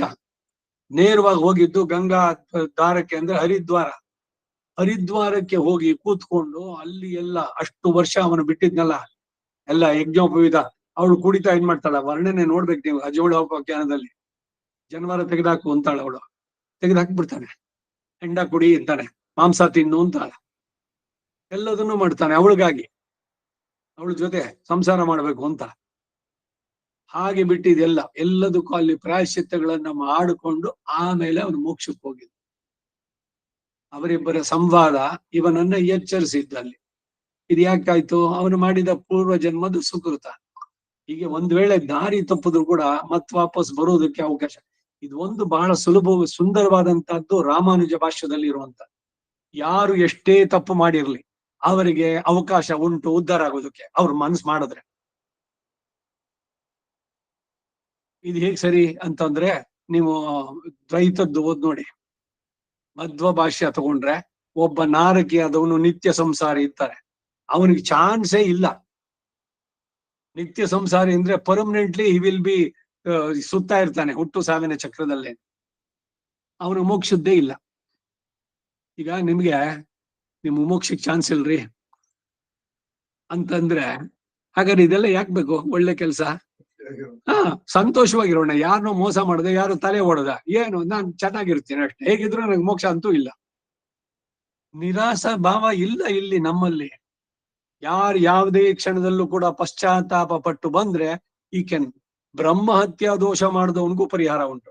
ಹಾಗಂತ ಬ್ರಹ್ಮಹತ್ಯಾ ದೋಷ ಮಾಡಿ ಅಂತ ಹೇಳೋಲ್ಲ. ಪಂಚವಾಯೇತೆ ಮಹಾ ಪಾತಕಗಳು, ಭ್ರೂಣ ಹತ್ಯ, ಸ್ವರ್ಣಸ್ಥೇಯ, ಗುರು ತಲ್ಪ ಗಮನ, ಗೊತ್ತಾಯ್ತೆ, ಚಿನ್ನ ಕದಿಯೋದು, ಇವೆಲ್ಲ ಮಹಾಪಾತಕಗಳು. ಪರಿಹಾರ ಉಂಟು. ಪರಿಹಾರ ಇದೆ ಅಂತ ತಪ್ಪನ್ನ ಮಾಡ್ಬೇಡಿ. ಈಗ ಪ್ರಾಯಶ್ಚಿತ್ತ ಇದೆ, ತಿರುಪತಿ ಹುಣ್ಣಿನಲ್ಲಿ ದುಡ್ಡು ಹಾಕಿ ಬಂದ್ಬಿಟ್ರೆ ಎಲ್ಲಾ ದೋಷನೂ ಹೋಗ್ಬಿಡತ್ತೆ ಅಂತ ಅನ್ಕೊಂಡು ಇವ್ರು ಮಾಡೋದೆಲ್ಲ ಅನಾಚಾರ ಮಾಡ್ಬಿಟ್ಟು ವರ್ಷಕ್ಕೊಂದ್ಸಲಿ ಹೋಗ್ಬಿಟ್ಟು ಅಲ್ಲಿ ಒಂದು ದುಡ್ಡು ಹಾಕ್ಬಿಟ್ಟು ಬಂದ್ರೆ ಆಗುತ್ತೇನೋ? ಅದೊಂದು ಲೈಸೆನ್ಸಾ ಟು ಕಮಿಟ್ ಮತ್ತೆ ಪಶ್ಚಾತ್ತಾಪ ಪ್ರಾಯಶ್ಚಿತ್ತಗಳು ಯಾರಿಗೆ ಅಂತಂದ್ರೆ, ಏನೋ ಪ್ರಮಾದದಿಂದ ನಡೀತೋ, ಜ್ಞಾನತೋವ ಅಜ್ಞಾನತೋವ, ಗೊತ್ತೇ ಮಾಡೋದ್ನೋ ಗೊತ್ತಿಲ್ಲದೆ ಮಾಡೋದ್ನೋ, ಅಂತೂ ತಪ್ಪಾಗಿದೆ ಅನ್ನೋದು ಅರಿವು ಉಂಟಾಗಿದೆ. ಆ ತಪ್ಪನ್ನ you should not commit again. ಹಿಂದೆ ಎಲ್ಲ ಹೇಳ್ತಾ ಇದ್ರು, ಈಗ ನಿಮ್ಗೆ ನಂಬಿಸಿ ನಿಮ್ಮಿಂದ ಏನೋ ಇದು ಮಾಡಿ ಮೋಸ ಮಾಡ್ಬಿಟ್ಟು ಯಾರೋ ಹೋದ್ರು ಅಂತ ಇಟ್ಕೊಳ್ಳಿ, ಏನ್ ಕಳಿತೀರಿ ಅವ್ರನ್ನ? ಕಟ್ ಥ್ರೋಟ್ ಅಂತ. ನಂಬಿಕೆಗೆ ಅನರ್ಹ ಅವನಲ್ಲಿ ನಾನು ನಂಬಿಕೆ ಇಟ್ಟು ಎಲ್ಲವನ್ನು ಇದ್ ಮಾಡಿದ್ದೆ, ನನಗೆ ಮೋಸವನ್ನು ಮಾಡದ, ಅದು ಅನುಭವ ಆಯ್ತು. ಇನ್ನೊಂದ್ಸಲಿ ನೀವು ಅವನ್ನ ಇದ್ ಮಾಡ್ಕೊಂಡು ಅಯ್ಯೋ ನನ್ನಿಂದ ಇದಾಯ್ತು ಅಂತ ಹೇಳ್ಬಿಟ್ಟು ಅವ್ನು ಮತ್ತೆ ಬಂದ್ರೆ, ನೀವು ಮೊದಲಂತೆ ಸರಿ ಅವನೇನೋ ಚೇಂಜ್ ಆಗ್ಬಿಡ್ತಾನೆ ಅಂತ ಹೇಳ್ಕೊಂಡು ಮತ್ತೆ ನೀವು ಅವನ್ ನಂಬಿದ್ರೆ, ನಂಬಿಕೆಗೆ ಇದು ಕಟ್ ಥ್ರೋಟ್ ಅನ್ನೋದಕ್ಕೆ ಅರ್ಥ ಏನು? ಒಂದು ಸಲಿ ಕತ್ತನ್ನ ಕತ್ತರಿಸದ ಮೇಲೆ ಇನ್ನೊಂದ್ಸಲಿ ಕತ್ತರಿಸೋಕ್ ಅಲ್ಲಿ ತಲೆ ಇದೆಯಾ? ಹಾಗೆ ಒಬ್ಬನ ಹತ್ರ ಮೋಸ ಮಾಡಿಸ್ಕೊಂಡು ಪುನಃ ನೀವು ಅವನಿಗೆ ಮತ್ತೆ ಕೊಟ್ರೆ, ಮತ್ತೆ ಮೋಸ ಹೋದ್ರೆ ನಿಮ್ಮನ್ನ ವಿವೇಕಿ ಅಂತ ಹೇಳ್ತಾರೋ? ಇದಕ್ಕೇನೆ ಹಗಲು ഇരുಳು ಕಂಡ ಬಾವಿಯಲ್ಲಿ ಹಗಲು ಬಿದ್ರು ಅನ್ನೋ ಗಾದೆ ಬರುವಂತ. ನೀವ್ ಎಚ್ಚರದಿಂದಿರ್ಬೇಕು. ಯಾವ್ದೋ ಒಂದ್ಸಲಿ ಮೋದಿ ಭಾಷಣ ಮಾಡ್ಬೇಕಾರೆ ನಾ ಕೇಳಿದ್, ಇವಾಗ ಸ್ವಾತಂತ್ರ್ಯ ಪೂರ್ವದ್ದು ಎಲ್ಲ ಬೇಕಾದಷ್ಟು ಅನಾಚಾರ ಅತ್ಯಾಚಾರಗಳೆಲ್ಲ ನಡೀತು, ಮರಿಬಾರ್ದು ಅದನ್ನ. ಹಾಗಂತ ದ್ವೇಷ ಸಾಧಿಸೋದು ಬೇಡ, ನೀವ್ ಎಚ್ಚರಿಕೆಯಿಂದ ಇರಿ. ಇನ್ನೊಂದ್ಸಲಿ ನಮ್ಗೆ ಆ ರೀತಿ ದಾಸ್ಯ ಬರೋದು ಬೇಡ. ಅವೇರ್ನೆಸ್ ಅಷ್ಟಕ್ಕೆ. ನೀವು ದ್ವೇಷ ಸೇಡ್ ತೀರ್ಸ್ಕೋಬೇಕು ಅವ್ರ ಮೇಲೆ ಹೇಳ್ತಾ ಇಲ್ಲ ಅಲ್ಲಿ. ಯಾವ್ದಾ ಅದ ತಪ್ಪು ದಾರಿನಲ್ಲಿ ಇದ್ ಮಾಡಿದ್ದು ಇದ್ರದ್ದಾಯ್ತು, ಆದ್ರೆ ಮತ್ತೆ ಮತ್ತೆ ಆ ಕಮಿಟ್ಮೆಂಟ್ ನಮ್ಮಿಂದ ಆಗ್ಬಾರ್ದು. ಈಗ ಹೇಳೋದೇನು ಅಂತಂದ್ರೆ, ದ್ವೇಷದಿಂದ ಏನನ್ನು ಸಾಧಿಸೋಕಾಗಲ್ಲ. ಆದ್ರೆ ಒಂದು ಸಲಿ ಮೋಸ ಹೋಗಿದ್ದೀರಿ, ಮತ್ತೆ ಮತ್ತೆ ಮೋಸ ಹೋದ್ರೆ ನೀವು ಬುದ್ಧಿವಂತರಲ್ಲ, ಅಷ್ಟೇ ಮೂರ್ಖರಾಗ್ತೀವಿ. ಇದಾಗಬಾರ್ದು. ಜೀವನದಲ್ಲಿ ಬರೋ ಘಟನೆಗಳಿಂದ ಕಲಿತಬೇಕಾದದ್ದು ಏನು ಪಾಠ ಅಂದ್ರೆ, ಮತ್ತೊಮ್ಮೆ ನೀವು ಆ ರೀತಿ you should not get fooled. ಅನುಭವ ಅಂದ್ರೆ ಏನು ಇದೇನೇನೆ. ಈಗ ಇದರಲ್ಲಿ ಎಲೆಕ್ಟ್ರಿಸಿಟಿ ಇದ್ರಲ್ಲಿ ಏನು ಶಾಕ್ ಹೊಡುತ್ತೆ ಅಂತಾರಲ್ಲ, ನೋಡೋಣ ಅಂತ ಪ್ಲಗ್ ಕೈ ಇಟ್ಟು ಅದು ಜುಮ್ ಅಂತಂದು ಒಂದ್ಸಲಿ, ಓ ನೀವು ಸದ್ಯ ಅವ್ನ್ ಬಿಡಿಸ್ಕೊಂಡ, ಏನೋ ಅವನ್ ಪುಣ್ಯ, ಅವ್ನ್ ಮತ್ತೆ ಪೂರ ಪ್ರಾಣನೇ ತೆಗಿಲಿಲ್ಲ. ಅದಾಯ್ತು. ಒಂದ್ಸಲಿ ಹೊಡಿಸ್ಕೊಂಡ್ಮೇಲೆ ಇನ್ನೊಂದ್ಸಲಿ ನೋಡೋಣ ಅನ್ಸುತ್ತೋ. ವಿವೇಕಿಗಳಾದವರು ತಪ್ಪು. ನಡೆವರ್ ಎಡಹದೆ ಕುಳಿತವರ್ ಎಡಹುವರೇ. ಕೂತ್ಕೊಂಡಿರೋರು ಎಡುವುದಕ್ಕೆ ಸಾಧ್ಯ ಏನೇನು? ನಡೆಯೋರೇ ಎಡ್ಬೋದು. ಆದ್ರೆ ಹಾಗಂತ ಅಯ್ಯೋ ಎಡುತ್ತೀನಿ ಅಂತ ಹೇಳ್ಬಿಟ್ಟು ನಡೆಯೋದೇ ಇಲ್ಲ ಅಂತ ಹೇಳೋದೇ ತಪ್ಪು. ನಡಿಬೇಕು, ಎಡಬಾರ್ದು. ಅದೇ ಅನುಭವದಿಂದ ಬರ್ಬೇಕಂತ. ಈಗ ಹಿರಿಯರ ಅನುಭವವನ್ನ ನಮ್ಮದಾಗಿಸಿಕೊಂಡ್ರೆ ನಾವು ಬುದ್ಧಿವಂತರಾಗ್ತೇವೆ. ಯಾಕೆ?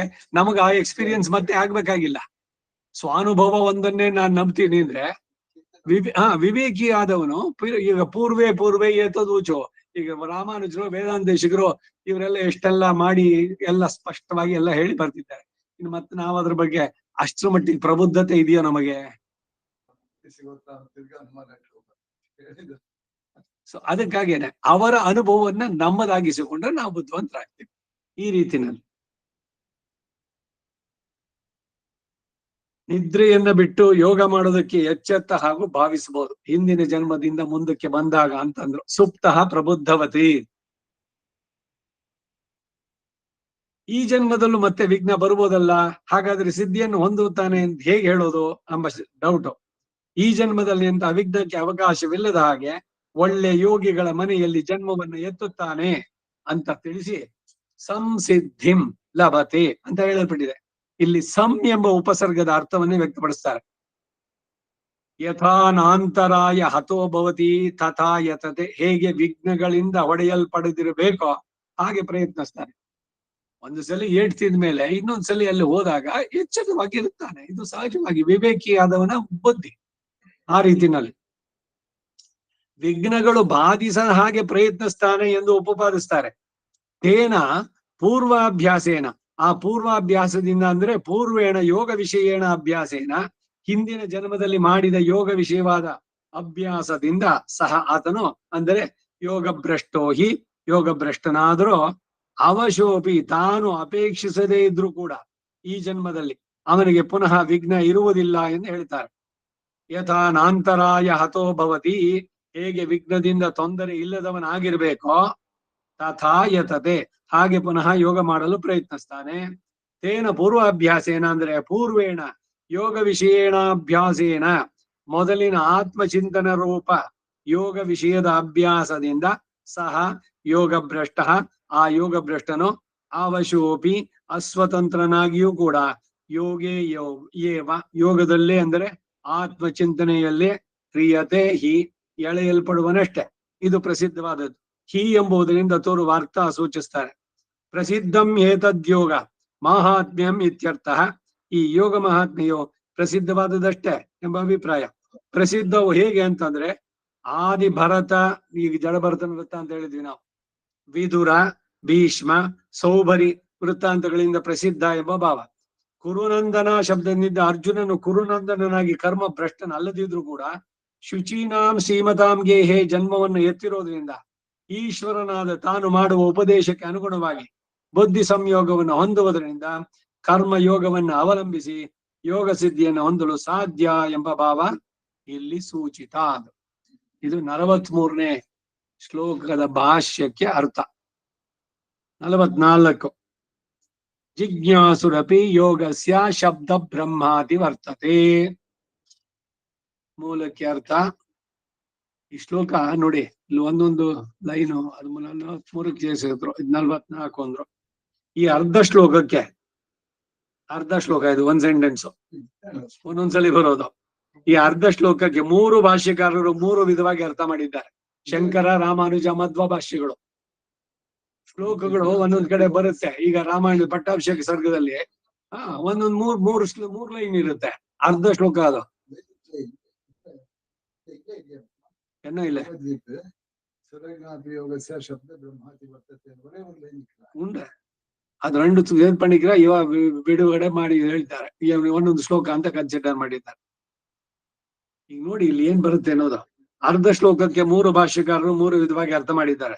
ಇವುಗಳಲ್ಲಿ ಸರಿಯಾದ ಅರ್ಥ ಯಾವುದು ಅಂತ ಗ್ರಹಿಸ್ಬೇಕಾದ್ರೆ ಪ್ರಕರಣಕ್ಕೆ ಅನುಗುಣವಾಗಿ ಪೂರ್ವ ಶ್ಲೋಕಗಳಿಗೂ ಇದಕ್ಕೂ ಸಂಗತಿ ಹೇಗೆ, ಸಂಬಂಧ ಹೇಗೆ ಅನ್ನೋದನ್ನ ನಿರ್ದೇಶಿಸ್ಕೊಳ್ಬೇಕು. ಸಂಗತಿ ಹೇಗೆ ಅಂತಂದ್ರೆ, ಯೋಗ ಭ್ರಷ್ಟನೇನು ಉಭಯ ಭ್ರಷ್ಟನೇ, ಅವನಿಗೇನು ಗತಿ ಎಂದು ಅರ್ಜುನ ಪ್ರಶ್ನಿಸಿದ. ಆತನು ಉಭಯ ಭ್ರಷ್ಟನಲ್ಲ, 2 ವಿಧದಲ್ಲೂ ಆತನಿಗೆ ಶ್ರೇಯಸ್ಸು ಉಂಟು ಅಂತ ಹೇಳಿ, ಆ ಯೋಗ ಭ್ರಷ್ಟತೆಯು ಯೋಗದ ಪೂರ್ವ ದಶೆಯಲ್ಲಿ ಉಂಟಾದರೆ ಶುಚೀನಾಂ ಶ್ರೀಮತಾಂ ಗೇಹೆ ಜನ್ಮ ಎಂದು, ಯೋಗದ ಉತ್ತರ ದಿಶೆಯಲ್ಲಿ ಪ್ರಾಪ್ತವಾದರೆ ಧೀಮತಾಂ ಯೋಗಿನಾಂ ಕುಲೇ ಜನ್ಮ ಎಂದು ಹೇಳಿ, ಹಾಗೆ ಜನ್ಮ ಉಂಟಾಗುವುದರಿಂದ ಯೋಗವನ್ನು ಆರಂಭಿಸಿ ಯೋಗ ಸಿದ್ಧಿಗಾಗಿ ಚೆನ್ನಾಗಿ ಪ್ರಯತ್ನಿಸಿ ನಿರ್ವಿಘ್ನವಾಗಿ ಯೋಗ ಸಿದ್ಧಿಯನ್ನು ಹೊಂದುತ್ತಾನೆ. ಇಲ್ಲಿ 2 ವಿಷಯ ನೀವು ಸೂಕ್ಷ್ಮವಾಗಿ ಸರಿಯಾಗಿ ಗಮನಿಸಿ ಕೇಳಿಸ್ಕೊಂಡಿದ್ರೆ, ಈಗ ಒಬ್ಬ ಯೋಗ ಆರಂಭ ಮಾಡಿದ್ದಾನೆ, ಅಷ್ಟರಲ್ಲಿ ಅವನಿಗೆ ಸಾವು ಆರಂಭದಲ್ಲಿ. ಅಂತವನಿಗೆ ಶ್ರೀಮತಾಂ ಶುಚೀನಾಂ ಶ್ರೀಮತಾಂ ಗೇಹೆ, ಅವನಿಗೂ ಜನ್ಮ ಶುಚೀನಾಂ ಶ್ರೀಮತಾಂ, ಅಲ್ಲಿ ಎಲ್ಲಿ ಆರಂಭ ಮಾಡಿದ್ನೋ ಅಲ್ಲಿಂದ ಕಂಟಿನ್ಯೂ ಮಾಡೋದಕ್ಕೆ ಅವಕಾಶ. ಇನ್ನೊಬ್ಬ ಯೋಗದ ಪರಿಪಕ್ವತೆಗೆ ಹೋಗ್ಬೇಕು, ಅವನ ಯೋಗದಲ್ಲಿ ನಿಷ್ಣಾತನಾಗಿದ್ದಾನೆ, ಅನೇಕ ಜನ್ಮಗಳ ಸಾಧನೆ, ಅವನಿಗೆ ಸಿದ್ಧಿ ಪಡೆದಿಲ್ಲ, ಅವನು ಸಾಯ್ತಾನೆ. ಅವನಿಗೆ ಹೇಗೆ ಅಂದ್ರೆ ಧೀಮತಾಂ ಯೋಗಿನಾಂ ಕುಲೇ ಜನ್ಮ, ಯೋಗದ್ದು ಅವನು ಪರ್ಸ್ಯೂ ಮಾಡೋದಕ್ಕೆ ಎಲ್ಲಿ. ಇದು ಹೇಗೆ ಅಂತಂದ್ರೆ, ಈಗ ವೇದ ಕ್ಲಾಸಿಗೆ ಬರ್ತೀನಿ ಅಂತಂದ್ರಿ, ಯಾರು ನೀವು ಏನು ಓದಿದ್ದೀರಿ ಅಥವಾ ಎಲ್ಲ ಈಗ ಪಾಠ ಆಗಿತ್ತು, ಎಷ್ಟಾಗಿತ್ತು, ಇವೆಲ್ಲ ಕೇಳ್ತೀವಿ ನಾವು. ಇಲ್ಲ ನನಗೆ ಬ್ರಾಹ್ಮಣ ಆರಣ್ಯಕ ಎಲ್ಲ ಮುಗ್ದಿದ್ದಾರೆ, ಹಾಗೆ ಸಂಹಿತೆಗೆ ಸೇರ್ಕೊಳ್ಳಿ ನೀವು ಅಂತ. ಇಲ್ಲ ನನಗೆ ಸೂಕ್ತದಿಂದ ಬರ್ಬೇಕಾ, ವಿಚಾರಿಸ್ಬಿಟ್ಟು ಅವ್ರಿಗೆ ಸೂಕ್ತದಿಂದ ಶುರು ಮಾಡೋದು. ಎಷ್ಟಾಯ್ತು, ಪಂಚಸೂಕ್ತ ಆಗಿದ್ಯಾ, ಸರಿ ಅಲ್ಲಿಂದ ಮುಂದಕ್ಕೆ. ಆ ರೀತಿನಲ್ಲಿ ಇಲ್ಲೂ ಕೂಡ ಯೋಗದಲ್ಲಿ ಅವನ ಸಿದ್ಧಿ ಎಲ್ಲೆಲ್ಲಿ ಇದೆ ಅದು ನೋಡ್ಕೊಂಡು ಭಗವಂತ ಅದನ್ನು ಪರ್ಸ್ಯೂ ಮಾಡುವಂತ ಜಾಗದಲ್ಲಿ ಅವನು ಕೊಡ್ತಾನೆ ಅವಕಾಶ. ಹಾಗೆ ಅದು ಇಲ್ಲಿ ಹೇಳಿದ್ದು. ಇಷ್ಟೇ ಅಲ್ಲ, ಇನ್ನು ಯೋಗಾಭ್ಯಾಸವನ್ನು ಪ್ರಾರಂಭಿಸಿದೇನೆ ಯೋಗಾಭ್ಯಾಸದ ಮಹಾತ್ಮೆಯನ್ನು ತಿಳಿಯಬೇಕೆಂದಿರುವ ಜಿಜ್ಞಾಸುವಿಗೇನೆ ಮನಶ್ಚಾಂಚಲ್ಯ ಉಂಟಾಗಿ ಅಲ್ಲಿಗೇನೆ ಕೈ ಬಿಟ್ರೆ ಪುನಃ ಜನ್ಮವನ್ನು ಎತ್ತಿ ಅವನಿಗೂ ಕೂಡ ಐಹಿಕವಾದ ಇಷ್ಟಾನುಭವದಲ್ಲಿ ವೈರಾಗ್ಯ ಉಂಟಾಗಿ ಆತನಿಗೂ ಹಾಗೆಯೇ ಬುದ್ಧಿ ಸಂಯೋಗ ಉಂಟಾಗೋದ್ರಿಂದ ಯೋಗ ಸಿದ್ಧಿ ಉಂಟಾಗುತ್ತೆ ಎಂದು ಈಗ ಹೇಳ್ತಾರೆ. ಯೋಗ ಮಹಾತ್ಮೆಯನ್ನು ಚಿಂತಿಸುತ್ತಾ ಇರುವವನಿಗೂ ಕೂಡ ಯೋಗ ಭ್ರಷ್ಟನಿಗೆ ಹೇಗೋ ಹಾಗೆಯೇ ಶ್ರೇಯಸ್ಸು ಉಂಟು ಎಂದು ಹೇಳುವ ಸಂದರ್ಭ. ಒಟ್ಟಿನಲ್ಲಿ ಏನು, ಒಂದು ಒಳ್ಳೆಯ ಥಾಟ್, ನಾವೊಂದು ಕೆಲಸ ಮಾಡ್ತೀನಿ ಅಂತ ಬರೀ ಸಂಕಲ್ಪ ಮಾಡಿದ್ರೆ ಸಾಕು, ಅದರಿಂದ ಮುಂದಕ್ಕೆ ಅವಕಾಶ ಮಾಡಿ ಕೊಡ್ತಾನೆ. ಹಾಗೆ ನಾವು ಯೋಗವನ್ನ ಮಾಡೋಣ ಕೇಳಿದ್ದು ಅಂತ ಅನ್ಕೊಂಡು ಮನಸ್ಸಿನಲ್ಲಿ ಅನ್ಕೊಂಡ್ರೆ ಅವನು ಅದಕ್ಕೆ ಆ ಒಂದು ರಿವಾರ್ಡ್ ಆಗಿ ಅವನಿಗೆ ಯೋಗವನ್ನ ಪರ್ಸ್ಯೂ ಮಾಡೋದಕ್ಕೆ ಅವಕಾಶ ಮಾಡಿ ಕೊಡ್ತಾನೆ. ಇದು ಗ್ರೇಟ್ನೆಸ್ ಭಗವಂತಂದು.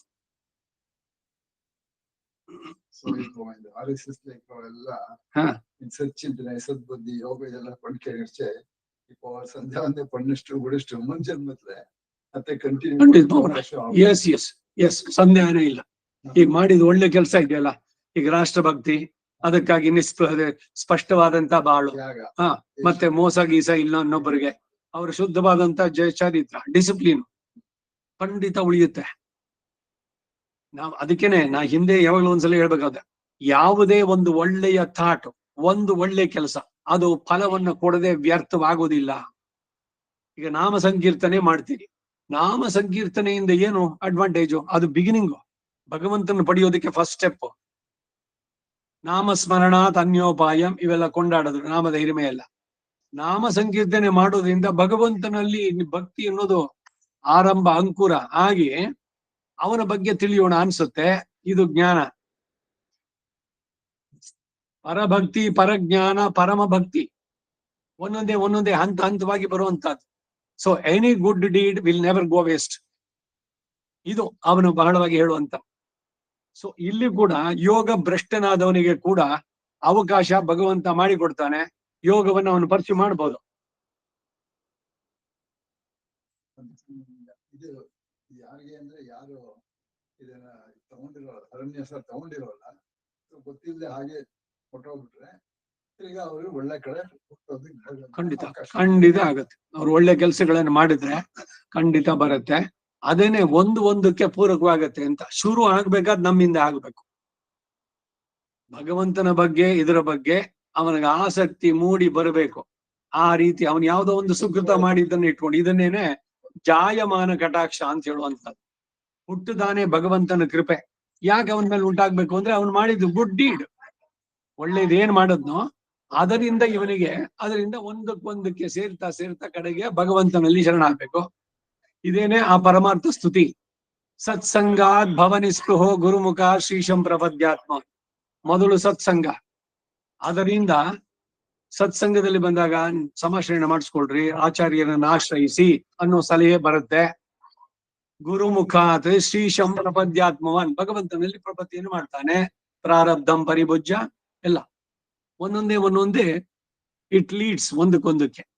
ಹೀಗೆ ಒಂದು ಒಳ್ಳೆಯ ಥಾಟ್, ಒಂದು ಒಳ್ಳೆ ಕೆಲಸ ಅದು ಎಂದಿಗೂ ವ್ಯರ್ಥವಾಗೋದಿಲ್ಲ.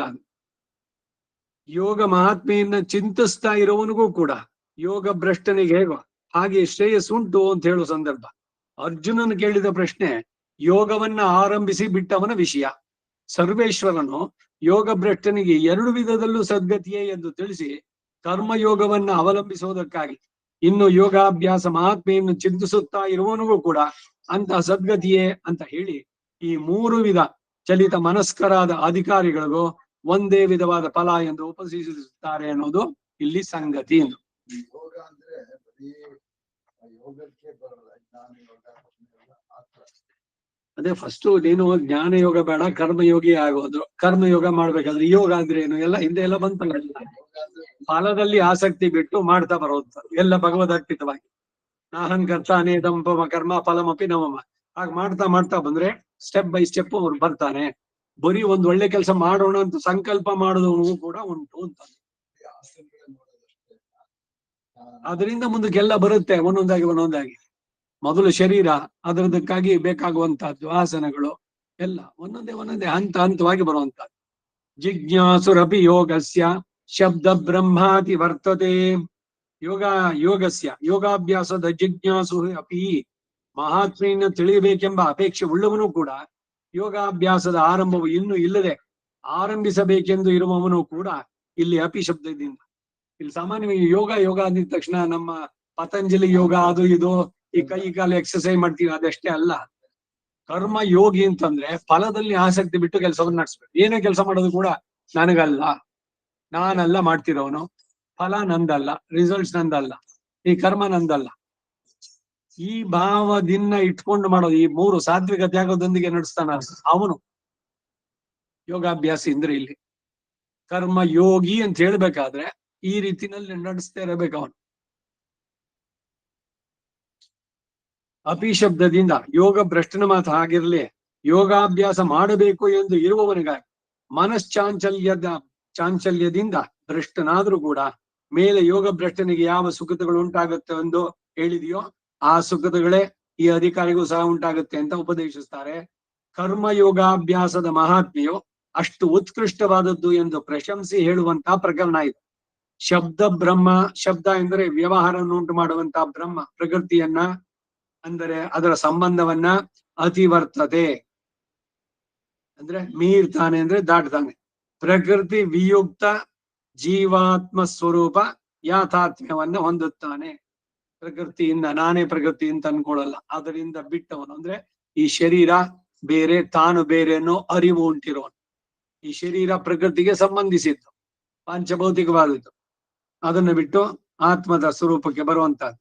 ಪ್ರಕೃತಿಗೂ ಅನಂತ್ಯ ಇರೋದ್ರಿಂದ ಲಾಕ್ಷಣಿಕವಾಗಿ ಬ್ರಹ್ಮ ಶಬ್ದ ಇಲ್ಲಿ ಪ್ರಕೃತಿಯನ್ನು ಬೋಧಿಸುತ್ತೆ. ನೋಡಿ ಈ ಶ್ಲೋಕದಲ್ಲಿ ಬ್ರಹ್ಮಾದಿ ವರ್ತತೆ ಅಂತ ಬಂದ್ರೆ ಚತುರ್ಮುಖ ಬ್ರಹ್ಮ ಅಲ್ಲ, ಪರಬ್ರಹ್ಮನೂ ಅಲ್ಲ, ಪ್ರಕೃತಿಗೆ ಅಡ್ರೆಸ್ ಮಾಡಿದ್ದು.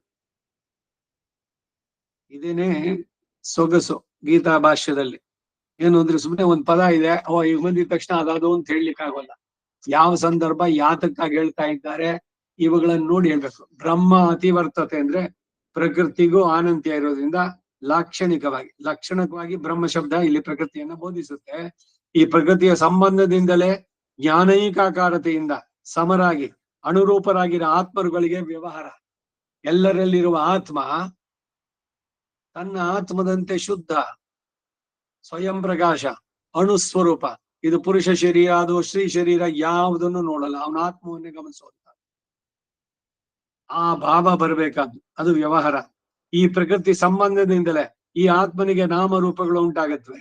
ಈ ನಾಮರೂಪವನ್ನು ಕೊಡುವ ಪ್ರಕೃತಿಯನ್ನ ಅತಿಕ್ರಮಿಸಿದವನು ತಾನು ಎಂಬ ಜ್ಞಾನ ಉಂಟಾಗಬೇಕು. ಶರೀರ ನಾನಲ್ಲ, ಪುರುಷನೋ ಸ್ತ್ರೀಯೋ, ಆಣಲ್ಲನ್ ಪೆಣ್ಣಲ್ಲನ್, ಅಲ್ಲ ಮಲಿಯುಮಲ್ಲನ್, ಅಲ್ಲಿ ನಮ್ಮಳ್ವಾರ್ ಹೇಳ್ತಾರೆ ಬೇಕಾದ್ರೆ. ಹಾಗೆ ಅದೇ ಅನ್ವಯ ಇಲ್ಲೂ ಕೂಡ. ಈ ಜ್ಞಾನಾನಂದಮಯ ಅನ್ನೋದಕ್ಕೆ ಒಂದ್ ಕಡೆ ಮೊದ್ಲು ಬಂತು, ನ ದೇವಃ ನ ಮಾನುಷಃ ನ ಮರ್ತ್ಯಃ, ಈ ಕ್ರಿಮಿ ಕೀಟಗಳು ಅಲ್ಲ ನಾನು. ಹಾಗಾದ್ರೆ ನಾನ್ ಯಾರು ಅಂದ್ರೆ ಜ್ಞಾನಾನಂದಮಯ ಆತ್ಮ ಶೇಷೋ ಹಿ ಪರಮಾತ್ಮನಃ.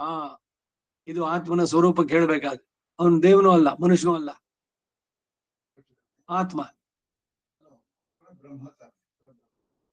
ಯಾರು ಪರಬ್ರಹ್ಮ? ಆತ್ಮ ಪರಬ್ರಹ್ಮ ಹೆಂಗಾಗುತ್ತೆ? ನೀವು ಅದ್ವೈತ ಹೇಳ್ತಾ ಇದ್ದೀರಿ, ಶಂಕರ ಹೇಳ್ದಂಗ ಆಯ್ತು. ಆತ್ಮ ಎಂದಿಗೂ ಪರಮಾತ್ಮ ಆಗ್ಲಿಕ್ಕೆ ಆಗಲ್ಲ. ಆತ್ಮನೊಳಗೆ ಪರಮಾತ್ಮ ಇದ್ದಾನೆ. ಎಲ್ಲರಲ್ಲಿರುವಂತ ಜೀವಾತ್ಮ, ಅವುಗಳ ಸ್ವರೂಪ ಏನು ಇದೆ ಅಂತಂದ್ರೆ ಹೀಗೆ, ಜ್ಞಾನ ಆನಂದಮಯ. ಇದು ಆತ್ಮದ ಸ್ವರೂಪ. ಇದು ಯಾಥಾತ್ಮ ಜ್ಞಾನ. ಅದಷ್ಟೇ ಇಲ್ಲಿ ಹೇಳ್ತಾ ಇರೋದು. ಪರಮಾತ್ಮನ ಬಗ್ಗೆ ಇನ್ನು ಮುಂದಕ್ಕೆ ಬರುತ್ತೆ. ಇದು 6ನೇ ಅಧ್ಯಾಯ, 9ನೇ ಅಧ್ಯಾಯದಲ್ಲಿ ಬರೋದು. ಈ ಆತ್ಮ ಪರಮಾತ್ಮನಿಗೆ ಶರೀರ ಅನ್ನೋದನ್ನ ಅರಿವು ಉಂಟು ಮಾಡಿ ಅದನ್ನ ಅವನಿಗೆ ಒಪ್ಪಿಸುವಂತದ್ದು. ಸೊ ಇವಾಗೇನು ಅಂತಂದ್ರೆ, ಈ ಶರೀರ ನಾನಲ್ಲ, ಈ ಪ್ರಕೃತಿಯಿಂದ ಬರುವಂತದ್ದು ಏನೇನಿದೆ ಅದು ನನಗಲ್ಲ. ಇಲ್ಲಿ ಬರೋ ಸುಖ ದುಃಖಗಳೆಲ್ಲ ಶರೀರದ ಮುಖಾಂತರ ಬರ್ತಿರೋದು, ಆತ್ಮನಿಗೆ ಇದಕ್ಕೂ ಸಂಬಂಧಿಸಿದ್ದಲ್ಲ. ಕಟ್ ಮಾಡಿ ಅದನ್ನ ಅಲ್ಲ, ಶರೀರ ಎರಡಿಲ್ಲ, ನೀವು ಭಾವಿಸ್ಬೇಕಾಗಿ. ಇದು ಬೇರೆ, ನಾನು ಆತ್ಮ ಬೇರೆ. ಶರೀರದೊಳಗಿದೆ ಆತ್ಮ, ಇಲ್ದಿದ್ರೆ ಅದು ಶವ ಅಂತ ಕರೀತಾರೆ. ಆತ್ಮ ಹೋಯ್ತು ಅಂದ್ರೆ. ಆತ್ಮಕ್ಕೂ ಈ ಶರೀರಕ್ಕೂ ನಂಟೇನು? ಕರ್ಮದಿಂದ ಇವನಿಗೆ ಆ ಶರೀರ ಬಂದಿದೆ. ಸುಖ ದುಃಖಗಳ ಅನುಭವ ಶರೀರದ ಮೂಲಕ, ಶರೀರದಿಂದಾನೇ ಪಡೆಯೋದು ಇವನು. ಬರೀ ಆತ್ಮಗೆ ಏನಾದ್ರು ಶರೀರ ಇಲ್ಲದೆ ಸಿಗುತ್ತೋ? ಸೊ ಶರೀರದಿಂದ ಬರ್ತಾ ಇರೋದು, ಶರೀರಕ್ಕೆ ಸೇರಿದ್ದು, ನಾಟ್ ಫಾರ್ ದಿ ಆತ್ಮ. ಕಾರಣ ಸುಖಕ್ಕೋ ದುಃಖಕ್ಕೋ ಇವನು ಮಾಡಿದ ಹಿಂದಿನ ಕರ್ಮ ಆಗ್ಬೋದು, ಒಪ್ಕೋಬಹುದು. ಆದ್ರೆ ಈಗ ಉಂಟಾಗಿರುವ ಸುಖವಾಗಲಿ ದುಃಖವಾಗಲಿ ಅದು ಆ ಶರೀರಕ್ಕೆ ಹೊರತು ನನಗಲ್ಲ ಅಂತ ಅನ್ಬೇಕು. ಅದನ್ನ ಭಾವಿಸ್ಬೇಕು, ಆ ರೀತಿ ತಗೋಬೇಕು. ಯಾವುದಕ್ಕೂ ಸಂವೇದನೆ ಬರಬಾರ್ದು. ಇಲ್ಲ, ನೀವು ಯಾವಾಗ ಇದನ್ನ ಬಿಟ್ಬಿಟ್ರೆ ಆಗತ್ತೆ. ಈಗ ಸ್ವಂತ ಮಗನೇ ಸತ್ತ, ಇವನಿಗೇನು ದುಃಖನೂ ಆಗ್ಬಾರ್ದು. ಇದೇ ಉದಾಹರಣೆ ಕೊಟ್ರಲ್ಲ ಹೋದ ವಾರನೋ ಅದಕ್ಕೆ ಹಿಂದಿನ ವಾರದಲ್ಲಿ ಬಂದಿತ್ತು.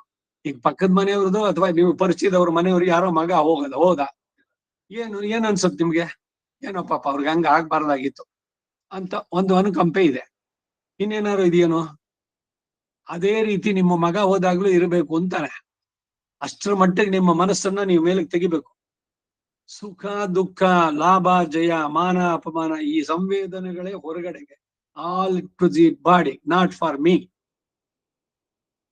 ಇದನ್ನ ಅಚೀವ್ ಮಾಡ್ಬಿಟ್ರೆ ನೋಡಿ, ಧ್ಯಾನ ಯೋಗದಲ್ಲಿ ಸಿದ್ಧಿ ಆಗ್ಬೇಕಾದಿದೆ. ಆತ್ಮದ ಸ್ಥಿತಿಯನ್ನು ಪಡೆಯುವಂತಹದ್ದು ಅಂದ್ರೆ ಪ್ರಪಂಚದ ಈ ತ್ರಿಗುಣಾತ್ಮಕವಾದಂತ ಪ್ರಕೃತಿ, ಆ ಪ್ರಕೃತಿಗೆ ಸೇರಿದಂತ ಈ ಶರೀರ, ಅದರ ಲಕ್ಷಣಗಳು, ಅದರ ಅನುಭವಗಳು ಎಲ್ಲ ಅವಕ್ಕೆ, ನನಗಲ್ಲ, ಆತ್ಮನಿಗಲ್ಲ.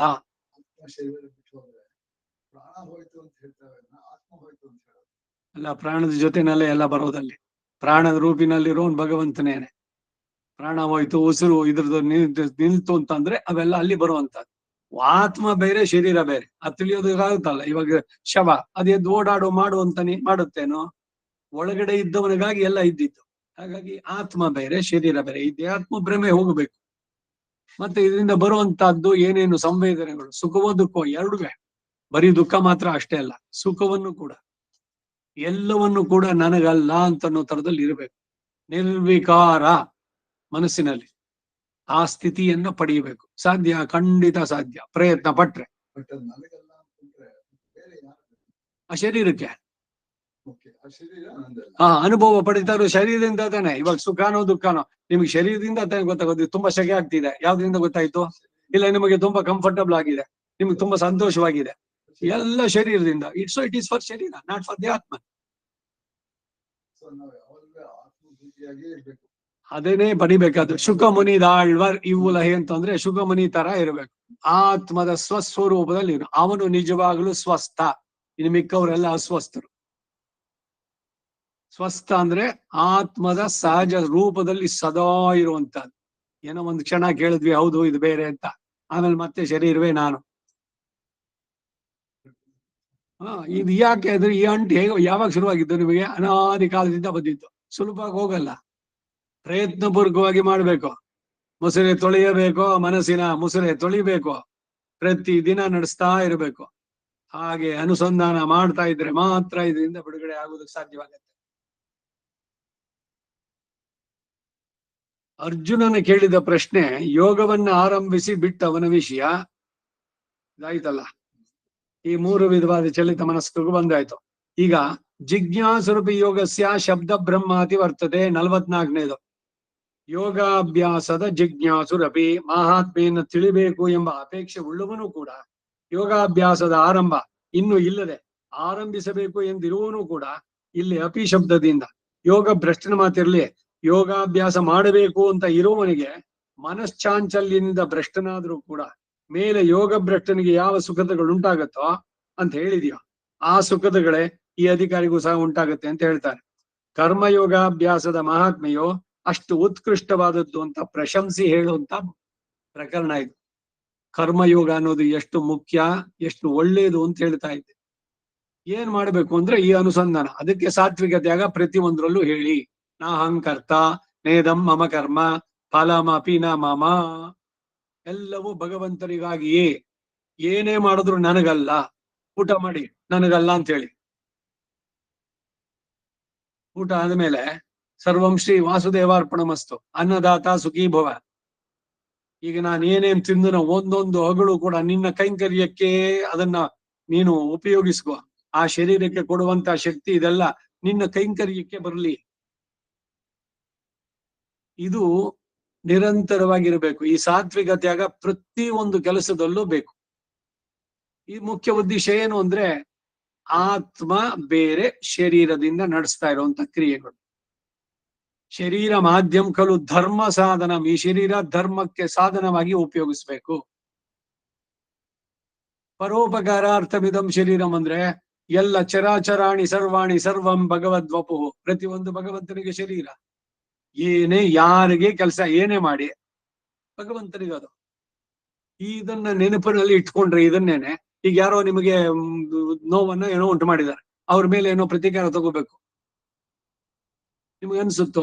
ಅವನಲ್ಲಿ ನೀವು ಭಗವಂತನ ಕಾಣೋದಾದ್ರೆ ಧರ್ಮವೇ ಜಯವೆಂಬ ಮೂಲ ಮಂತ್ರ, ಮೋಸ ಮಾಡುವನ ಹೆಸರು ಮಗನಿಗಿಡಬೇಕು, ಏನರೋ ಇದು ಕೊಂಡಾಡುತ್ತಿರಬೇಕು ಮೋಸ. ತುಂಬಾ ಚೆನ್ನಾಗಿದೆ ಅದು ದಾಸರ ಪದ. ಒಂದೊಂದು ಲೈನು ಸಾಮಾನ್ಯವಾಗಿ ಸಾಧ್ಯನೇ ಇದು. ಮೋಸ ಮಾಡೋನ ಹೆಸರನ್ನ ಮಗನಿಗೆ ಯಾರು ಇಡ್ತಾರೆ ಅಂತಂದ್ರೆ ನಿಮ್ಮಲ್ಲಿ ಎಷ್ಟು ಮಟ್ಟಿಗೆ ಆ ಪ್ರತೀಕಾರ ಇಲ್ಲದೆ ಇರಬೇಕು. ನೀವು ಮತ್ತೆ ಮತ್ತೆ ಮೋಸ ಹೋಗಿ ಅಂತ ಹೇಳ್ತಾ ಇಲ್ಲ ಇಲ್ಲಿ. ಅವನ ಮೇಲೆ ಯಾವ ರೀತಿಯ ಪ್ರತಿ ಬೇಡ, ದ್ವೇಷ, ಪ್ರತೀಕಾರ ಅನ್ನೋ ಪಾದವೇ ಇರಬಾರದು. ಇಲ್ಲ ಮನಸ್ಸಿನಲ್ಲಿ ನಿಂತ್ಕೊಳ್ಳೋದು, ಪೆರ್ಮಾಳೆ ಅವನಿಗೆ ಸರಿಯ ಪಣ್ಣೆ, எனக்கு ಇತ್ನಾಡಿ ಪಣ್ಣಿಟ್ಟು ಅವನ್ ನಾಶ ಮಾಡ್ಬಿಟ್ಟು, ಇವೆಲ್ಲ ಮಾನಸಿಕವಾಗಿ ಇನ್ನೊಂದು ಕರ್ಮ ಮಾಡ್ದಂಗಾಗತ್ತೆ. ಕಾಯ ವಾಚ ಮನಸ. ಆದ್ರಿಂದ ಕರ್ಮಯೋಗಾಭ್ಯಾಸದ ಮಹಾತ್ಮೆ ಅಷ್ಟು ಉತ್ಕೃಷ್ಟವಾದದ್ದು ಅಂತ ಪ್ರಶಂಸಿಸಿ ಹೇಳುವ ಪ್ರಕರಣ ಇದು. ಶಬ್ದ ಬ್ರಹ್ಮ ಅಂದ್ರೆ ಶಬ್ದವೆಂದರೆ ವ್ಯವಹಾರವನ್ನು ಉಂಟು ಮಾಡುವಂತಹ ಬ್ರಹ್ಮ. ಪ್ರಕೃತಿಯನ್ನ ಅಂದ್ರೆ ಅದರ ಸಂಬಂಧ ನೋಡಿ. ಆಕ್ಚುಲಿ ಶಬ್ದ ಬ್ರಹ್ಮ ಅಂದ್ರೆ ವೇದ ಆಗ್ಬೇಕು. 3 ಪ್ರಮಾಣಗಳನ್ನ ಹೇಳ್ಬೇಕಾದ್ರೆ ಪ್ರತ್ಯಕ್ಷ, ಅನುಮಾನ, ಶಬ್ದ. ಶಬ್ದ ಅನ್ನೋದಲ್ಲಿ ವೇದ ವಾಂಗ್ಮಯ ಸೌಂಡ್, ಇದನ್ನ ಅದು ಪ್ರಮಾಣ, ಶಬ್ದ ಪ್ರಮಾಣ. ವೇದ ಅಖಿಲ ಧರ್ಮ ಮೂಲ ಮೇಳ. ಇಲ್ಲಿ ಈ ಶಬ್ದ ಅಂತಂದ್ರೆ ವ್ಯವಹಾರ ಉಂಟು ಮಾಡುವ ಬ್ರಹ್ಮ, ಪ್ರಕೃತಿಯನ್ನ ಅಂದ್ರೆ ಅದರ ಸಂಬಂಧವನ್ನು ಅತಿವರ್ತತೆ ಮೀರ್ತಾನೆ ಅಂತ ದಾಟ್ತಾನೆ. ಪ್ರಕೃತಿ ವಿಯುಕ್ತವಾದದ್ದು, ಸಂಯುಕ್ತವಾದದ್ದಲ್ಲ. ಪ್ರಕೃತಿ ವಿಯುಕ್ತವಾದ ಜೀವಾತ್ಮ ಸ್ವರೂಪ ಯಾಥಾತ್ಮೆಯನ್ನು ಹೊಂದುತ್ತಾನೆ ಅನ್ನೋದು ಭಾವ. ಪ್ರಕೃತಿಗೂ ಅನಂತ್ಯ ಇರೋದ್ರಿಂದ ಲಾಕ್ಷಣಿಕವಾಗಿ ಬ್ರಹ್ಮ ಶಬ್ದ ಇಲ್ಲಿ ಪ್ರಕೃತಿಯನ್ನು ಬೋಧಿಸುತ್ತೆ. ಪ್ರಕೃತಿಯು ಅನಂತ, ಹಿಂದೆನೂ ಇತ್ತು, ಇವತ್ತು ಇದೆ, ನಾಳೆನೂ ಇದೆ. ಸ್ವರೂಪದಲ್ಲಿ ಬದಲಾವಣೆ ಹೊಂದುತ್ತೆ, ನಾಶವಾಗ್ಲಿಲ್ಲ. ಪ್ರಕೃತಿಯು ಕೂಡ ಯಾವುದು ಹೊಸವಾಗಿ ಸೃಷ್ಟಿ ಆಗ್ಲಿಲ್ಲ, ಯಾವುದು ನಾಶವಾಗ್ಲಿಲ್ಲ. ಏನು ಅಂದ್ರೆ ಈ ರೂಪದಿಂದ ಅದು ಇನ್ನೊಂದು ರೂಪಕ್ಕೆ ಹೋಯ್ತು ಅಷ್ಟೇ. ಈಗ ಸ್ಥೂಲ ರೂಪದಿಂದ ಸೂಕ್ಷ್ಮ ರೂಪಕ್ಕೆ ಹೋಯ್ತು, ಸೂಕ್ಷ್ಮ ರೂಪದಿಂದ ಮತ್ತೆ ಸ್ಥೂಲ ರೂಪಕ್ಕೆ ಬಂತು. ಮಣ್ಣು ಮಡಿಕೆ ಆಯ್ತು, ಮಡಿಕೆ ಒಡೆದು ಮಣ್ಣಾಯ್ತು. ಎಲ್ಲೋಯ್ತು ಪ್ರಕೃತಿ? ದ್ರವ್ಯ ಹಾಳಾಗ್ಲಿಲ್ವಲ್ಲ. ನಿಮ್ ಕಣ್ಣಿಗೆ ಆ ರೂಪದಲ್ಲಿ ಕಾಣಿಸ್ತಾ ಇಲ್ಲ ಅಷ್ಟೇ. ಆ ರೀತಿ ಅನಾದಿಯಾದದ್ದು ಪ್ರಕೃತಿಗೂ ಅನಂತ್ಯ ಇರೋದ್ರಿಂದ ಲಾಕ್ಷಣಿಕವಾಗಿ ಬ್ರಹ್ಮ ಶಬ್ದ ಇಲ್ಲಿ ಪ್ರಕೃತಿಯನ್ನು ಬೋಧಿಸುತ್ತೆ. ಈ ಪ್ರಕೃತಿಯ ಸಂಬಂಧದಿಂದಲೇ ಜ್ಞಾನೈಕಾಕಾರತೆಯಿಂದ ಸಮರಾಗಿ ಅನುರೂಪರಾಗಿರುವ ಆತ್ಮರುಗಳಿಗೆ ವ್ಯವಹಾರ. ನೋಡಿ, ಎಲ್ಲರಲ್ಲಿರುವ ಆತ್ಮ ಅನುರೂಪದಲ್ಲಿ ಎಲ್ಲವೂ ಸಮ ಅನ್ನುವಂತಹದ್ದು. ಈ ಪ್ರಕೃತಿ ಸಂಬಂಧದಿಂದಲೇ ಈ ಆತ್ಮನಿಗೆ ನಾಮರೂಪಗಳು ಉಂಟಾಗತ್ತೆ. ಈ ನಾಮರೂಪವನ್ನು ಕೊಡುವ ಪ್ರಕೃತಿಯನ್ನ ಅತಿಕ್ರಮಿಸಿದವನು ತಾನು ಎಂಬ ಜ್ಞಾನ ಉಂಟಾಗತ್ತೆ. ಶರೀರ, ಇದಕ್ಕೇನೆ ನಾನು ಅನೇಕ ಬಾರಿ ಹೇಳಿದ್ದ, ರಮಣ ಮಹರ್ಷಿ ಕೈಯಲ್ಲಿ ಆಪ್ಸಿಸ್ ಆದಾಗ ಕರೆದವನ್ನ ಆ ಶರೀರದ ಮೇಲೆ, ಈ ಶರೀರದ ಮೇಲೆ, ನಂದು ಅಂತ ಹೇಳೋಲ್ಲ, ಈ ಶರೀರವನ್ನು ಆಶ್ರಯಿಸಿ ಅನೇಕ ಕ್ರಿಮಿಗಳು ಅವು ಸಂತೋಷವಾಗಿದ್ವು. ಯಾಕೆ ನೀನ ತೆಗೆದೆ, ತಂದು ಹಾಕೋ ಅದನ್ನು ವಾಪಸ್ಸು ಅಂತ. ಆ ಪಸ್ಸು ಎಲ್ಲ ಮತ್ತೆ ಹಾಕಿಸ್ಕೊಂಡು ಕಟ್ಸ್ಕೊಂಡ್ರು ಅಂತ. ಮನಸ್ಸಿನಲ್ಲಿ ಎಷ್ಟು ಮಟ್ಟಿಗೆ ನಿರ್ಲಿಪ್ತ ಭಾವ, ನೋವಿಲ್ವ ಹಾಗಾದ್ರೆ ಅವ್ರಿಗೆ? ಪೇನ್ ಎಷ್ಟಿರ್ಬೇಕು ಎಲ್ಲ ಅನುಭವಿಸೋದು ನನಗಲ್ಲ, ಅವ್ರಿಗೆ ಆ ಅನುಭವ ಇಲ್ಲ ಅವ್ರಿಗೆ. ಇದನ್ನೇ ನಾನು ಹೇಳಿದ್ದು, ಆ ಚೈನಿ ಇದ್ರಲ್ಲಿ ಅಂತ ಬಹಳಷ್ಟಲ್ಲಿ ನೆನೆಸ್ಕೊಳ್ತೀನಿ ನಾನು. ಆ ಟಿವಿನಲ್ಲಿ ತೋರಿಸ್ತಾ ಇದ್ದಿದ್ದು, ಆಪರೇಷನ್ ಮಾಡ್ತಾರೆ, ಅನಸ್ತಿಸಿಯಾ ಕೊಡದೆ, ರಕ್ತ ಬರುತ್ತೆ, ಕಟ್ ಮಾಡ್ತಾನೆ, ಆ ಗರ್ಗಸ ತಗೊಂಡು ಕಟ್ ಮಾಡ್ತಾನೆ, ಹ್ಯಾಕ್ಸಾ ಇದ್ರಲ್ಲಿ ಬೋನು ಹೊರಗಡೆ ಫ್ರೂಡ್ ಆಗಿರೋದನ್ನ ತೆಗೆದು ಹೊಲಿತಾರೆ, ಎಲ್ಲ ನೋಡ್ತಾ ಕೂತಿದ್ದಾನೆ. ಇವನು ಜ್ಞಾನ ಹೋಗ್ಲಿಲ್ಲ, ಮನಸ್ಸಿನ ಉದ್ವೇಗ, ಅಯ್ಯೋ ನನ್ಗೇನೋ ಆಗ್ಬಿಡುತ್ತೆ, ಆಯ್ತು ಹೋಯ್ತು ಹೋಯ್ತು ಹೋಯ್ತು ಅನ್ಕೊಂಡು ಇವನು ಏನೋ ಏನಿಲ್ಲ, ನಿರ್ಲಿಪ್ತ.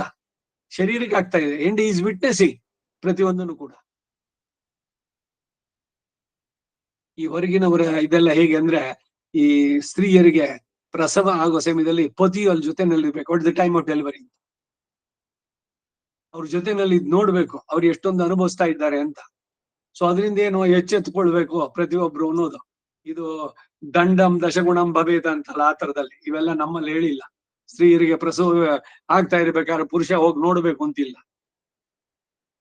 ನಾವು ನೋಡುವ ಉದ್ದೇಶನೇ ಬೇರೆ. ಆವಯೋಹ ಪ್ರಜಾಶ್ಚ ಉತ್ಪಾದಯಿತ ಸತ್ ವಂಶವನ್ನ ಇದ್ ಮಾಡುವಂತಹದ್ದು. ಪ್ರಜಾ ಚಂತೋಮ್ನ ವ್ಯವಚ್ಛೇತ್ಸಿ, ಪ್ರಜೆಗಳ ಸಂತತಿ ಇದೆಯಲ್ಲ, ಆ ತಂತು ಅದನ್ನು ಕಟ್ ಮಾಡಬೇಡ. ಸೊ ಅದಕ್ಕಾಗಿ ಶಾಸ್ತ್ರವಿಹಿತವಾಗಿ ವಿಹಿತ ದಿವಸಗಳಲ್ಲಿ ಪತ್ನಿಯೊಡನೆ ಗೃಹಸ್ಥಾಶ್ರಮದಲ್ಲಿದ್ದು ಏನೇನು ಅದ್ರಲ್ಲಿ ಇದೆಯೋ ಅದನ್ನು ಅನುಭವಿಸಿ. ಆದ್ರೆ ಯಾವ್ದಕ್ಕೂ ಅಂಟ್ಕೋಬೇಡಿ. ಬಹಳ ಮುಖ್ಯವಾಗಿ ಬರಬೇಕಾದ್ದು ವಿವೇಕ ಇದ್ದವನು ಚೆನ್ನಾಗಿ ಇರ್ತಾನೆ. ಹೀಗೆ ಈ ಆತ್ಮನಿಗೆ ಈ ನಾಮರೂಪವನ್ನು ಕೊಡುವ ಪ್ರಕೃತಿಯನ್ನು ಅತಿಕ್ರಮಿಸಿದವನು ತಾನು ಎಂಬ ಜ್ಞಾನ ಉಂಟಾಗತ್ತೆ. ಬ್ರಹ್ಮ ಶಬ್ದಕ್ಕೆ ಪ್ರಕೃತಿ ಎಂಬ ಅರ್ಥ ಉಪನಿಷತ್ತುಗಳಲ್ಲೂ ಪುರಾಣಗಳಲ್ಲೂ ಈ ಗೀತೆಯಲ್ಲೇ ಕೆಲವು ಕಡೆಯಲ್ಲೂ ಉಂಟು. ಮಮಯೋ ನಿರ್ಮಹತ್ ಬ್ರಹ್ಮ, ಗೀತೆ 14ನೇ ಅಧ್ಯಾಯ 3ನೇ ಶ್ಲೋಕ. ಇದೊಂದು ಉದಾಹರಣೆ. ಈ ಅರ್ಧ ಶ್ಲೋಕದ ಮೂಲಕ ಶ್ರೀ ಭಗವಾನ್ ರವರು, ಕೃಷ್ಣ ಭಗವಾನ್ ತಮ್ಮ ಕೃಪಾ ಮಹಾತ್ಮೆಯನ್ನು ಪ್ರದರ್ಶಿಸಿದ್ದಾರೆ. ಯೋಗಾರಂಭದಲ್ಲಾಗ್ಲಿ, ಯೋಗ ಅನುಷ್ಠಾನದ ವಿಪಾಕ ದಶೆಯಲ್ಲಾಗ್ಲಿ ವಿಚ್ಛಿತ್ತಿಯುಂಟಾದರೇನೋ ಧರ್ಮ ಅನುಷ್ಠಾನಕ್ಕೆ ವಿಚ್ಛಿತ್ತಿಯುಂಟಾಯಿದೆ ಎಂಬ ಪರಿತಾಪದಿಂದ ಆ ಯೋಗ ಭ್ರಷ್ಟನಿಗೆ ಪುನಃ ಯೋಗದಲ್ಲಿ ಪ್ರವೃತ್ತಿಯನ್ನು ಉಂಟು ಮಾಡೋದೇನೋ ಸಹಜ.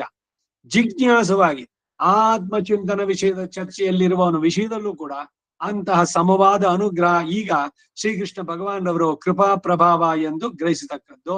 ಸುಕೃತ ವಿಷಯವಾದ ಜಿಜ್ಞಾಸೆಯು ಕೂಡ ಭಗವದ್ ಅನುಗ್ರಹ ಸಂಪಾದಕ. ಸ್ವಲ್ಪಮಪ್ಯಸ್ಯ ಧರ್ಮಸ್ಯ ತ್ರಾಯತೆ ಮಹತೋಭಯಾತೆ, ಭಗವದ್ಗೀತೆ 2ನೇ ಅಧ್ಯಾಯ 40ನೇ ಶ್ಲೋಕ ಎಂಬಲ್ಲಿಯೇ ಈ ತಮ್ಮ ಕೃಪಾ ಪ್ರಭಾವವನ್ನು ಹೊರಪಡಿಸಿದ್ರು.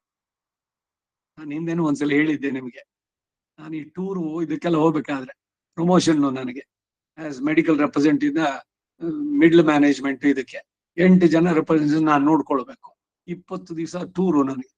8ನೇ ತಾರೀಕು ಇಲ್ಲಿಂದ ಹೊರಟು ಬಿಟ್ರೆ ನಾ ಬರೋ ತಿಂಗಳು ಕೊನೆಗೆ ಫಸ್ಟ್ 8 days ಅಷ್ಟೇ ಇಲ್ಲಿ ಹಾಸ್ಪಿಟ್ಲು, ಇದಕ್ಕೆ ಇವ್ರಿಗೆ ಟ್ರೈನಿಂಗು ಹೊಸದಾಗ ಬಂದ ರೆಪ್ರೆಸೆಂಟೇಟಿವ್ಸ್ಗೆ ಎಲ್ಲ. ಆಮೇಲೆ ಏನು ಅಂದ್ರೆ ಒಬ್ಬೊಬ್ಬ ರೆಪ್ರೆಸೆಂಟೇಟಿವ್ ಜೊತೆಲಿ 3 ದಿವಸ. ಸೊ 7-8 ಮುಗಿಸ್ಕೊಂಡು ಕಡೆಗೆ ಬರೋದು, ಮತ್ತೆ ಇದು ಮುಗಿಸ್ಕೊಂಡು ಹೋಗೋದು. ಇಲ್ಲಿ ನನಗೆ ಕ್ಲಾಸ್ಗಳೆಲ್ಲ ಮಿಸ್ಸು ಅಷ್ಟು ದಿವಸ.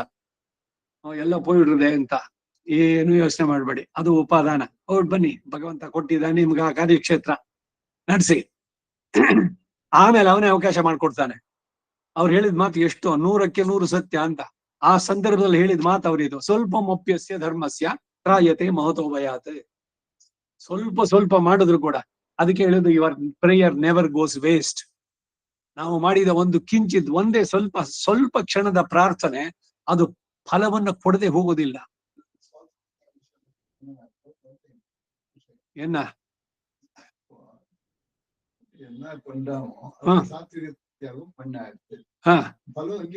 ಫಲೋ ಅದಕ್ಕೆ ನಿಂಗೆ ಫಲೋ ಫಲೋ ಅನ್ನಾಲೆ ಇವ್ ಭಗವಂತ ನಿಮ್ಮನ್ನು ಅನುಗ್ರಹಿಸ್ತಾನಲ್ಲ, ಇದರಲ್ಲಿ ಮನಸ್ಸು ನಿಮಗೆ ಕೊಡೋಂಗೆ ಫಲವೇ ಇಲ್ಲದೆ ಇಲ್ಲ. ಕೆಲಸ ಯಾವ್ದಾದ್ರು ಒಂದಾದ್ಮೇಲೆ ಫಲ ಬರ್ಲೇಬೇಕು. ಕಾಸ್ ಅಂಡ್ ಇದು ಎಫೆಕ್ಟ್. ನಾವ್ ಅದಕ್ಕೆ ಅಟ್ಯಾಚ್ಮೆಂಟ್ ಬೇಡ ಅಷ್ಟೇ. ಆಮ ನಾಮ್ ಪಣ್ವಿಲ್ಲೇ ಕರೆಕ್ಟ್ ನೀವ್ ಹೇಳೋದು. ನಾಹಂಕರ್ತ ನೇದಮ್ಮಮ್ಮ ಕರ್ಮ ಫಲಮಪಿ ನಮಮ್ಮ. ಆದ್ರೆ ಭಗವಂತ ಅದರಿಂದ ಪ್ರೀತನಾಗಿ ನಿಮಗೆ ನಿಮ್ಮ ಅಧ್ಯಾತ್ಮದಲ್ಲಿ ಯೋಗದಲ್ಲಿ ಮುನ್ನಡೆಗೆ ಕೊಡುವ ಪರಿಸರ ಅವಕಾಶ ಮಾಡಿಕೊಡ್ತಾನೆ. ನಿಮಗೆ ಇಲ್ಲಿಗೆ ಬರ್ಬೇಕು, ನಿಮಗೆ ಯಾರೋ ಬರ್ತಾರೆ ಮಾಡ್ತಾರೆ, ಅದನ್ನೆಲ್ಲ ತೆಗಿತಾನೆ. ನಿಮ್ಮ ಈ ಜ್ಞಾನ ಆರ್ಜನೆಗೆ ಏನೇನು ಅಡ್ಡಿಯಾಗಿದೆಯೋ ಆ ಕರ್ಮಗಳನ್ನೆಲ್ಲ ಬಿಡಿಸ್ತಾನೆ. ಅದ್ ನಿಮ್ಗೆ ಗೊತ್ತಿಲ್ಲ, ಬಟ್ ನೀವು ಮಾಡಿದ ಸಾತ್ವಿಕ ತ್ಯಾಗದಿಂದ ದಿಸ್ ಈಸ್ ದಿ ಅಡ್ವಾಂಟೇಜ್.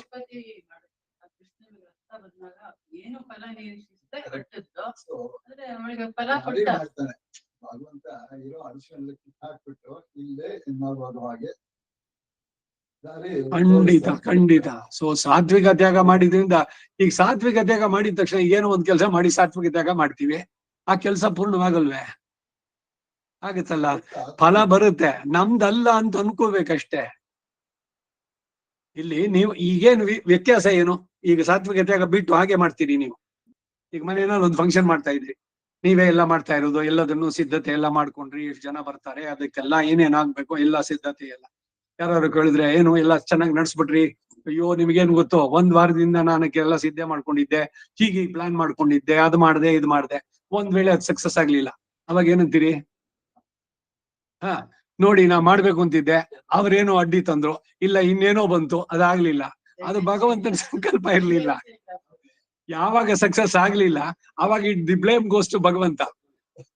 ಇಲ್ಲ ಭಗವಂತನ ಸಂಕಲ್ಪ ಇರ್ಲಿಲ್ಲ, ಸರಿಯಾಗಿ ಆಯ್ತು ನಾನ್ ಮಾಡಿದ್ದು. ಹಾಗಿದ್ರೆ ಈಗ ಯಾರೋ ಒಳ್ಳೆ ಕೆಲಸ ಮಾಡ್ತಾನೆ ಇರ್ತಾರೆ, ಅವ್ನು ಸಾತ್ವಿಕತೆ ಮಾಡಲ್ಲ, ಮಾಡಿರೋನ್ಗೂ ಮಾಡದಿರೋ ವ್ಯತ್ಯಾಸ ಏನು? ಮಾಡಿರೋನ್ಗೂ ಮಾಡದೇ ಇರೋನ್ಗೂ ವ್ಯತ್ಯಾಸ ಅಂದ್ರೆ ಅವನಿಗೆ ಅಲ್ಪ ಫಲ, ಇವನಿಗೇನು ಅಂತಂದ್ರೆ ಅನಂತವಾದದ್ದು. ಮತ್ತೆ ಮುಖ್ಯವಾಗಿ ಬೇಸಿಕ್ ಆಗಿ ಕರ್ಮಣ್ಯೇವ ಅಧಿಕಾರ ಅಷ್ಟೇ, ಮಹಾಫಲೇಶು ಕದಾಚನ. ಫಲ ಸಿಗತ್ತೆ ಅಂತ ಆ ಉದ್ದೇಶ ಇಟ್ಕೊಂಡು ಮಾಡೋದಲ್ಲ. ಈಗ ಅವನು ಸಾತ್ವಿಕ ತ್ಯಾಗ ಇಲ್ಲರೆ ಅವನು ನನಗೆ ಇದು ರಿಟರ್ನ್ ಸಿಗತ್ತೆ ಅಂತ ಮಾಡ್ತಾನೆ. ಅದರಲ್ಲಿ ದೈವ ಮಾತ್ರ ಪಂಚಮ, ನೆನ್ನೆ ಬಂದಂತೆ. ಅವನ ಸಂಕಲ್ಪ ಇದ್ರೆ ಅದರಲ್ಲಿ ಅವನಿಗೆ ಫಲಸ್ಸು ಸಿಗತ್ತೆ. ಅವನ್ ಏನ್ ಬಯಸಿದ್ನೋ ಪ್ರಾಪಂಚಿಕವಾದ ಧನ ಧಾನ್ಯ ಪಶು ಭೌತ ಲಾಭ ಎಲ್ಲ ದೀರ್ಘವಾದ ಇದು ಎಲ್ಲಾನು, ಇವನು ಸಾತ್ವಿಕ ತ್ಯಾಗದೊಂದಿದ್ದು ನಡೆದವನಿಗೆ ಅದು ಹೊಂಟೋದಿಲ್ಲ. ಅವನಿಗೆ ಆ ಸುಖವೋ ಆ ಸ್ವರ್ಗವಾಸ ಇದೆಯಲ್ಲ ಅದೆಲ್ಲ ಬಂಧನಗಳು, ಚಿನ್ನದ ಬೇಡಿ ಅದು ಬೀಳುದಿಲ್ಲ ಇವನಿಗೆ. ಇವನ ಮನಸ್ಸಿಗೆ ಯೋಗ ಚಿತ್ತ ಅದರದ್ದು ಚಂಚಲತೆ ಏನ್ ಮಾಡೋದು, ಚಿತ್ತ ವೃತ್ತಿ ನಿರೋಧ, ಆತ್ಮದ ಸ್ವರೂಪದಲ್ಲಿ ಇದಕ್ಕೆ ಅಡ್ವಾಂಟೇಜು. ನಿಮ್ಗೆ ಆ ಫಲಕ್ಕಾಗಿ ನೀವು ಮಾಡ್ತಾ ಇಲ್ಲ. ಅದು ಬಹಳ ಮುಖ್ಯವಾಗಿ ಪ್ರತಿಯೊಂದರಲ್ಲೂ ಕೂಡ ಯಾವುದೇ ಒಂದು ಒಳ್ಳೆ ಕೆಲಸ ಇಟ್ ನೆವರ್ ಗೋಸ್ ವೇಸ್ಟ್. ಹಾಗೆ ಪ್ರತಿಯೊಂದರಲ್ಲೂ ಬರುವಂತ. ಈಗ ಇದಕ್ಕೆ ಭಾಷ್ಯವನ್ನ ನೋಡೋಣ. ಸ್ವಲ್ಪಮಪ್ಯಸ್ಯ ಧರ್ಮಸ್ಯ ತ್ರಾಯತೆ ಮಹದೋ ಭಯಾತ್ ಅಂತ 2ನೇ ಅಧ್ಯಾಯದ 40ನೇ ಶ್ಲೋಕದಲ್ಲಿ ಹೇಳಿದ ಈ ತಮ್ಮ ಕೃಪಾ ಪ್ರಭಾವವನ್ನು ಹೊರಪಡಿಸಿದ್ರು. ಅಪ್ರವೃತ್ತ ಯೋಗೇ ಜಿಜ್ಞಾಸುರಪಿ ತತಶ್ಚಲಿತ ಮಾನಸಃ ಪುನರಪಿ ತಾಮೇವ ಜಿಜ್ಞಾಸಾಂ ಪ್ರಾಪ್ಯ ಕರ್ಮ ಯೋಗಾಧಿಕಂ ಯೋಗಂ ಅನುಷ್ಠಾಯ ಶಬ್ದ ಬ್ರಹ್ಮಾತಿ ವರ್ತತೆ. ಶಬ್ದ ಬ್ರಹ್ಮ ದೇವ ಮನುಷ್ಯ ಪೃಥಿವಿ ಅಂತರಿಕ್ಷ ಸ್ವರ್ಗಾದಿ ಶಬ್ದಾಭಿ ಅಪಲಾಪಯೋಗ್ಯ ಶಬ್ದಾಭಿ ಆಲಾಪಯೋಗ್ಯಂ ಬ್ರಹ್ಮ ಪ್ರಕೃತಿ ಬಂಧಾದ್ ವಿಮುಕ್ತೋ ದೇವ ಮನುಷ್ಯಾದಿ ಶಬ್ದಾಭಿಲಾಪ ಅನರ್ಹಂ ಜ್ಞಾನಾನಂದೈಕದಾನಂ ಆತ್ಮಾನಂ ಪ್ರಾಪ್ನೋತಿ ಇತ್ಯರ್ಥಃ. ಈಗ ಈ ಭಾಷೆದ ಅರ್ಥ ನೋಡೋಣ. ಅಲ್ಪವಾದ ಸುಕೃತಕ್ಕೂ ಕೂಡ ವಿಚ್ಛಿತಿ ಎಂದಿಗೂ ಇಲ್ಲ ಎಂದು, ಈ ವಿಚ್ಛಿತಿಯಾದದ್ದನ್ನ ಪುನಃ ಸಂಘಟನೆಯನ್ನು ಮಾಡುವ ಕೃಪಾ ಮತ್ತು ಶಕ್ತಿ ತಮ್ಮಲ್ಲಿ ಉಂಟು ಅಂತ ಹೇಳ್ಕೊಳ್ತಾರೆ. ಯೋಗಾರಂಭ ಮತ್ತು ಯೋಗ ಅಂತ್ಯದಲ್ಲಿ ವಿಚ್ಛಿತಿ ಉಂಟಾದವನಿಗೆ ಶ್ರೇಯಸ್ಸು ಉಂಟು ಅಂತ ಹೇಳಿದಿರ್ಲಿ, ಯೋಗ ವಿಷಯ ಜಿಜ್ಞಾಸು ಕೂಡ ಅಂತ ಶ್ರೇಯಸ್ಸನ್ನೇ ತಮ್ಮ ಕೃಪಾ ಪ್ರಭಾವದಿಂದ ಹೊಂದುತ್ತಾನೆ ಅಂತ ಭಗವಂತ ಕೃಷ್ಣ ಹೇಳ್ತಾ ಇರೋದು. ಒಂದು ಒಳ್ಳೆಯ ಥಾಟ್, ನಾನು ಒಂದು ಒಳ್ಳೆ ಕೆಲಸ ಮಾಡಬೇಕು ಅಂತಂದ್ರೆ ಅದಕ್ಕೂ ಕೂಡ ರಿವಾರ್ಡ್ಸ್ ಕೊಡ್ತಾನೆ. ಅದು ಸಾರಾಂಶ. ಅದಕ್ಕೆ ಯಾವಾಗ್ಲೂ ಒಳ್ಳೇದನ್ನ ಮಾಡಿ, ಕೆಟ್ಟದನ್ನ ಮಾಡಬೇಡಿ. ಹಾಗೆಯೇ ಜಿಜ್ಞಾಸು ಶಬ್ದಾಭಿಪ್ರೇತವಾದದ್ದನ್ನು ತಿಳಿಸ್ತಾರೆ. ಅಪ್ರವೃತ್ತ ಯೋಗ, ಇನ್ನು ಯೋಗಾಭ್ಯಾಸದಲ್ಲಿ ಪ್ರವರ್ತಿಸದೆ ಯೋಗೇ ಜಿಜ್ಞಾಸುರಪಿ, ಯೋಗ ಮೂಲಕ ಜೀವಾತ್ಮ ಸ್ವರೂಪದ ಮಹಾತ್ಮೆಯನ್ನು ತಿಳಿಯಬೇಕು ಎಂಬ ಅಪೇಕ್ಷೆ. ಈಗ ಯೋಗಕ್ಕೆ ಹೋದರೆ ಯೋಗಾಭ್ಯಾಸ, ಈ ಪತಂಜಲಿ ಯೋಗವೋ ಎಲ್ಲಿ ಬೇಕಾದಷ್ಟು ನಡೀತಾ ಇದೆ. ಹೋಗೋದ್ರಿಂದ ಏನೋ ಬರೀ ಒಂದಷ್ಟು ಎಕ್ಸರ್ಸೈಸ್ ಮಾಡ್ತಾರೆ, ಈ ಆಸನ ಅದು ಇದು ಅಂತ. ಮಾಡೋದು ಖಂಡಿತ ಉಪಯೋಗ. ಒಂದು, ನಿಮ್ಮ ಶರೀರ ದೃಢವಾಗಿರೋದಕ್ಕಾಗತ್ತೆ. ಯಾವ್ದೋ ಜಾಯಿಂಟ್ ಪೈನ್ಸ್ ಅದು ಇದೆಲ್ಲ ಬರೋಲ್ಲ. ಬಗ್ಗಿ ಮಾಡೋದು, ಹೇಳೋದು, ಇದರಿಂದ ಜಾಯಿಂಟ್ಸ್ ಗಳಿದೆಲ್ಲ ಆಗೋದು. ಜೊತೆಗೆ ಅಲ್ಲಿ ಪ್ರಾಣಾಯಾಮ, ಇವುಗಳೆಲ್ಲ ಹಂತ ಹಂತವಾಗಿ ನಿಮ್ಮನ್ನ ಆತ್ಮ ಯಾತಾತ್ಮದ ಕಡೆ ಕರ್ಕೊಂಡು ಹೋಗುತ್ತೆ. ಈಗೇನೋ ಸೊಂಟ ನೋವು ಬಂತು ಅಥವಾ ಕಾಲ್ ನೋವು ಬಂತು, ಅದಕ್ಕಾಗಿ ಯೋಗ ಹೇಳಿದ್ರು, ಅದೊಂದಷ್ಟು ಆಸನಗಳನ್ನು ಮಾಡಿ, ಬರೀ ಅಷ್ಟಕ್ಕೆ ಅದು ಸೀಮಿತ ಅಲ್ಲ. ಒಂದು ಇನ್ನೊಂದಕ್ಕೆ ಇಟ್ ಲೀಡ್ಸ್ ಎಲ್ಲಿಗೆ? ಆತ್ಮ ಯಾಥಾತ್ಮೆಯನ್ನ. ಅಲ್ಲಿಂದ ನೋಡಿ ಕಡೆಗೆ ಈ ಆತ್ಮ ಪರಮಾತ್ಮನಿಗೆ ಸೇರಿದ್ದು ಅಂತೇಳಿ ಅವನೇನೆ ಆ ಬುದ್ಧಿಯನ್ನು ಕೊಡ್ತಾನೆ. ಪ್ರಪತ್ತಿ ಮಾಡ್ಕೊಳ್ಳಿ, ಈ ಹುಟ್ಟು ಸಾವಿನ ಚಕ್ರದಿಂದ ಬಿಡಿಸ್ಕೊಳ್ಳಿ. ಇವೆಲ್ಲದಕ್ಕೆಲ್ಲ ಕಾರಣ ಏನು ಅಂದ್ರೆ ಒಂದೇ ಒಂದು, ನಾಳೆಯಿಂದ ನಾನು ಯೋಗ ಕ್ಲಾಸಿಗೆ ಸೇರೋಣ ಅಂತ ಒಂದು ಸಂಕಲ್ಪ ಮಾಡಿದ್ದಕ್ಕೇನೆ ರಿವಾರ್ಡ್ಸ್. ಹಾಗೆ ಒಂದು ಒಳ್ಳೆಯ ಕೆಲಸ ಮಾಡ್ತೀನಿ ಅಂತ ಸಂಕಲ್ಪಿಸಿದ್ರೆ ಸಾಕು, ರಿಟರ್ನ್ಸ್ ಇದೆ. ಕೃಷ್ಣ ಪರಮಾತ್ಮ ಹೇಳ್ತಾ ಇದ್ದಾನೆ ಅಂತಾರೆ. ಆ ಜಿಜ್ಞಾಸು ಈ ಶಬ್ದ ಇದೇ ಅರ್ಥದಲ್ಲೇ ಮುಂದೆ ಆರ್ತೋ ಜಿಜ್ಞಾಸು ಅರ್ಥಾರ್ಥಿ 7ನೇ ಅಧ್ಯಾಯದ 16ನೇ ಶ್ಲೋಕ ಎಂಬಲ್ಲಿಯೂ ಪ್ರಯೋಗಿಸಲ್ಪಟ್ಟಿದೆ.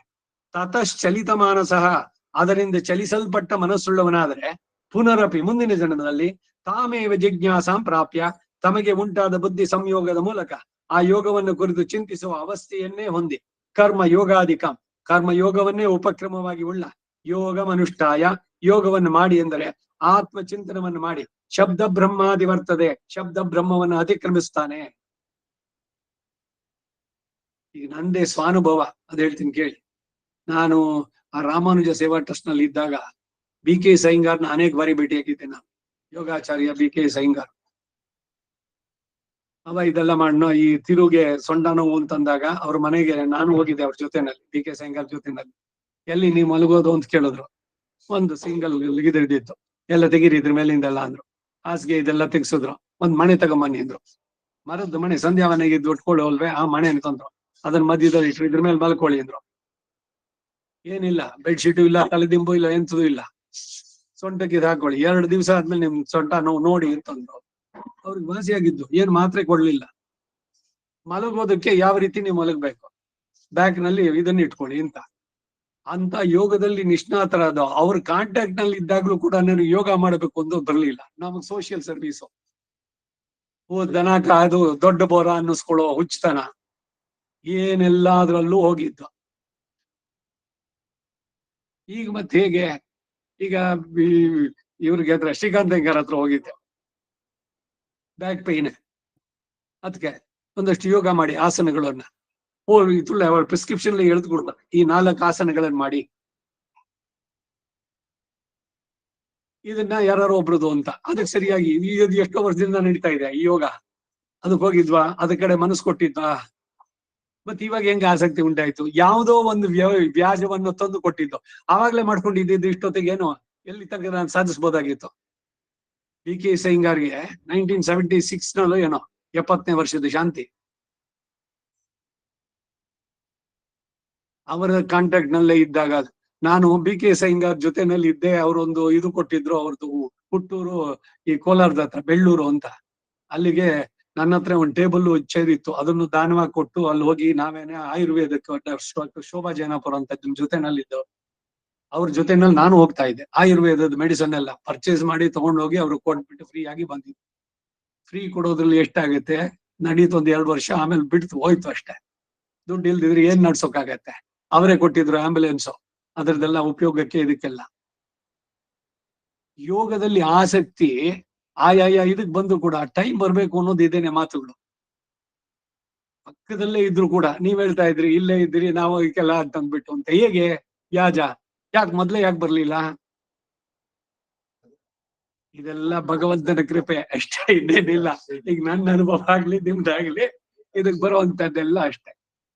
ಅದಕ್ಕೇನೆ ಒಳ್ಳೆಯದು ಇದ್ರದಕ್ಕೆ ಬಂದಾಗ ಇದು ಯಾವುದಕ್ಕೂ ವ್ಯರ್ಥವಾಗೋದಿಲ್ಲ ಅನ್ನೋದಕ್ಕೆ ಇವೆಲ್ಲ ಉದಾಹರಣೆ. ಏನಂದ್ರೆ ಈಗ ಫಲ ಅಪೇಕ್ಷೆ ಮಾಡಿ ಫಲತ್ಯಾಗ ಮಾಡಿದವನು ಮಾಡ್ತಿರೋನು ಫಲತ್ಯಾಗ ಮಾಡೋದನ್ನ ಕಂಡ್ರೆ ಭಗವಂತ ಇಚ್ಛಾ ಪಡ್ತಾನೆ, ಅವನಿಗೆ ಅವರು ಭಕ್ತರಾಗ್ತಾರೆ. ಇವನು ಅಲ್ಲೂ ಕೂಡ ಅಷ್ಟೇ, ಉದಾರ ಸರ್ವೈವ ಇದೆ, ಜ್ಞಾನಿ ಇದು ಆತ್ಮೈವ ಮೇವತಾಂ. ಅವನು ಬಂದು ಭಗವಂತನ ಕೇಳದ, ಅವನು ಕೇಳಿದ್ದನ್ನು ಕೊಟ್ಟ, ಅವನಿಗೆ ಅಲ್ಪ ಫಲ, ಅದ್ರಲ್ಲಿ ಅವನು ತೃಪ್ತ, ಅಲ್ಲಿಗಾಯ್ತು. ಆದ್ರೆ ಅದರಲ್ಲಿ ಅವನಿಗೆ ಜಿಹಾಸೆ ಉಂಟಾಗಿ ಮುಂದಕ್ಕೆ ಅವನು ಬರೋದಕ್ಕೂ ಇವನೇ ಮಾಡ್ಕೊಡ್ತಾನೆ. ಇದೇನೆ ಡಿಫ್ರೆನ್ಸು ಭಗವಂತ ನಾರಾಯಣನ ಬರೋಕ್ಕೂ ಬೇರೆ ದೇವತೆಗಳನ್ನ ಪೂಜೆ ಮಾಡಿದ್ರೆ, ಬೇರೆ ದೇವತಾಂತರಗಳನ್ನು ಪೂಜೆ ಮಾಡಿದ್ರೆ ಅವ್ರಿಗೆ ಎಷ್ಟು ಸಾಧ್ಯವೋ ಅಷ್ಟು ಕೊಟ್ಟಿರ್ತಾರೆ. What is the permissible limit ಅವರಿಗೆ ಗ್ರಾಂಟ್ ಮಾಡೋಕೆ, ವರವನ್ನ ಕೊಡೋದಕ್ಕೆ ಕೊಡ್ತಾನೆ. ಈಗ ಶುಕ್ರನೋ ಶನಿನೋ ಅವರೋ ಇವರೋ ಯಾವ್ದೋ ದೇವತೆಗಳನ್ನ ಪ್ರಾರ್ಥನೆ ಮಾಡಿದ್ರೆ, ಇಲ್ಲಿ ಭಗವಂತನ ಹತ್ರಕ್ಕೆ ಬಂದ್ರೆ ಅದಷ್ಟೇ ಕೊಡೋದಲ್ಲದೆ ಇನ್ನು ವಿಶೇಷವಾಗಿ ಅವನಲ್ಲಿ ಭಕ್ತಿಯನ್ನು ಉಂಟು ಮಾಡಿ ಮೋಕ್ಷ ಸಾಮ್ರಾಜ್ಯಕ್ಕೆ ಅದು ಪೂರಕವಾಗುವಂತೆ ಮಾಡ್ತಾನೆ. ಇದೇ ವ್ಯತ್ಯಾಸ ದೇವತಾಂತರಗಳ ಪೂಜೆಗೂ ದೇವತೆಯ ನೇರವಾಗಿ ಶ್ರೀಮನ್ನಾರಾಯಣನಿಗೆ ಮಾಡುವಂತಹದ್ದು ಅಂತ.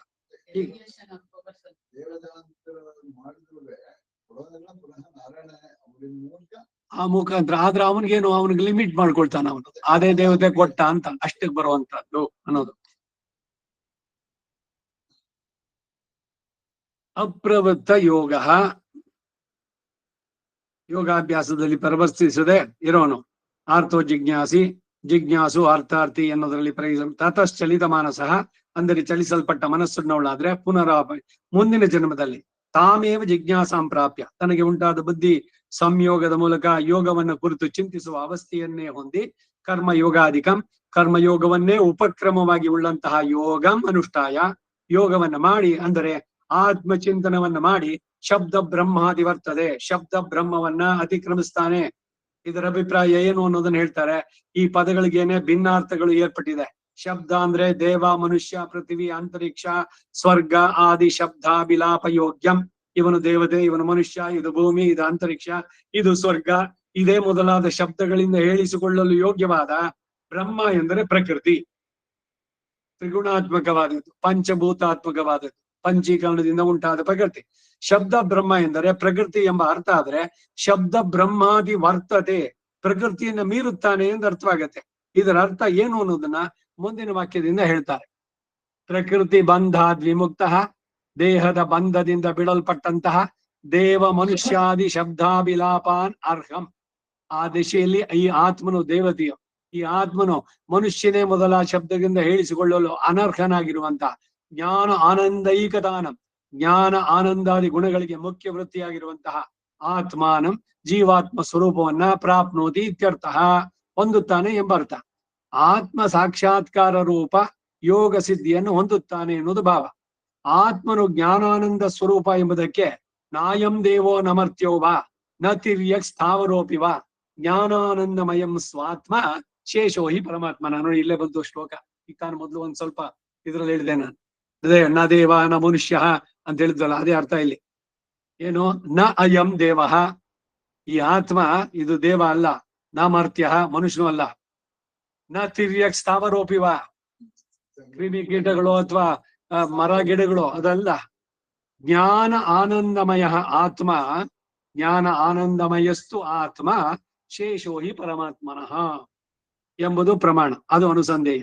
ಭಾಷ್ಯದಲ್ಲಿ ಕರ್ಮ ಯೋಗಾಧಿಕಂ ಯೋಗಮನುಷ್ಠಾಯ ಎಂಬಲ್ಲಿನ ಆದಿ ಶಬ್ದದಿಂದ ಕರ್ಮ ಯೋಗಾನಂತರ ಮಾಡಬಹುದಾದ ಜ್ಞಾನ ಯೋಗವು ಹೇಳಲ್ಪಟ್ಟಿತು. ಜ್ಞಾನ ಯೋಗದಲ್ಲಿ ಇಳಿದು ಆತ್ಮಚಿಂತನೆ ಮಾಡಲು ಶಕ್ತಿ ಇದ್ದ ಪಕ್ಷದಲ್ಲಿ ಅದನ್ನು ಅನುಷ್ಠಿಸ್ತಾನೆ ಅನ್ನೋದು ತಾತ್ಪರ್ಯ. ಈಗ ಶಬ್ದಾಭಿಲಾಪ ಅನರ್ಹಂ ಜ್ಞಾನಾನಂದೈಕದಾನಂ ಆತ್ಮಾನಂ ಪ್ರಾಪ್ನೋತಿ ಇತ್ಯರ್ಥ.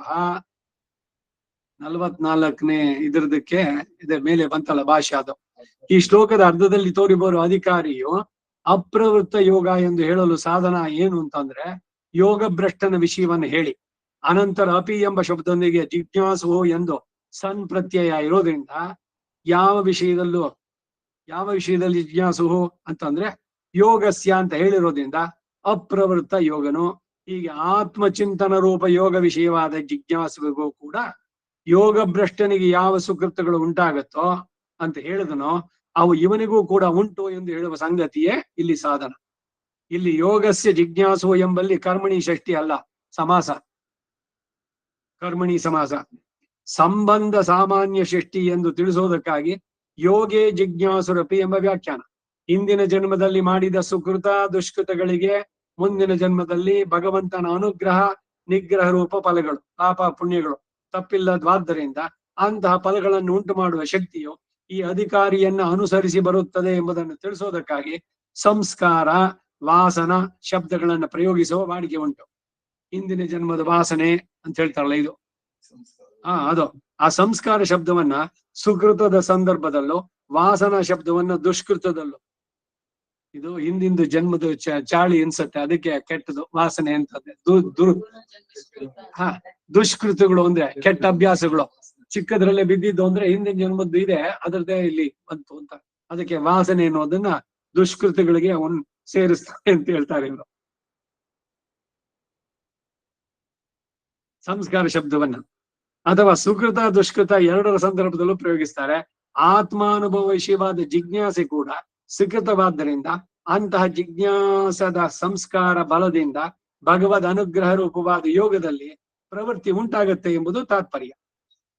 ಈ ಶ್ಲೋಕದಲ್ಲಿರುವ ಶಬ್ದ ಬ್ರಹ್ಮ ಎಂಬುದಕ್ಕೆ ಒಬ್ಬ ಭಾಷೆಗಾರರು ವೇದೋಕ್ತ ಕರ್ಮಾನುಷ್ಠಾನ ಫಲ ಎಂದು, ಇನ್ನೊಬ್ಬರು ಪರಬ್ರಹ್ಮ ಎಂದು, ಇನ್ನೊಬ್ಬರು ವಿಧಿ ನಿಷೇಧ ರೂಪವಾದ ಶಾಸ್ತ್ರ ನಿರ್ಬಂಧ ಎಂದು ಅರ್ಥ ಮಾಡಿದ್ದಾರೆ.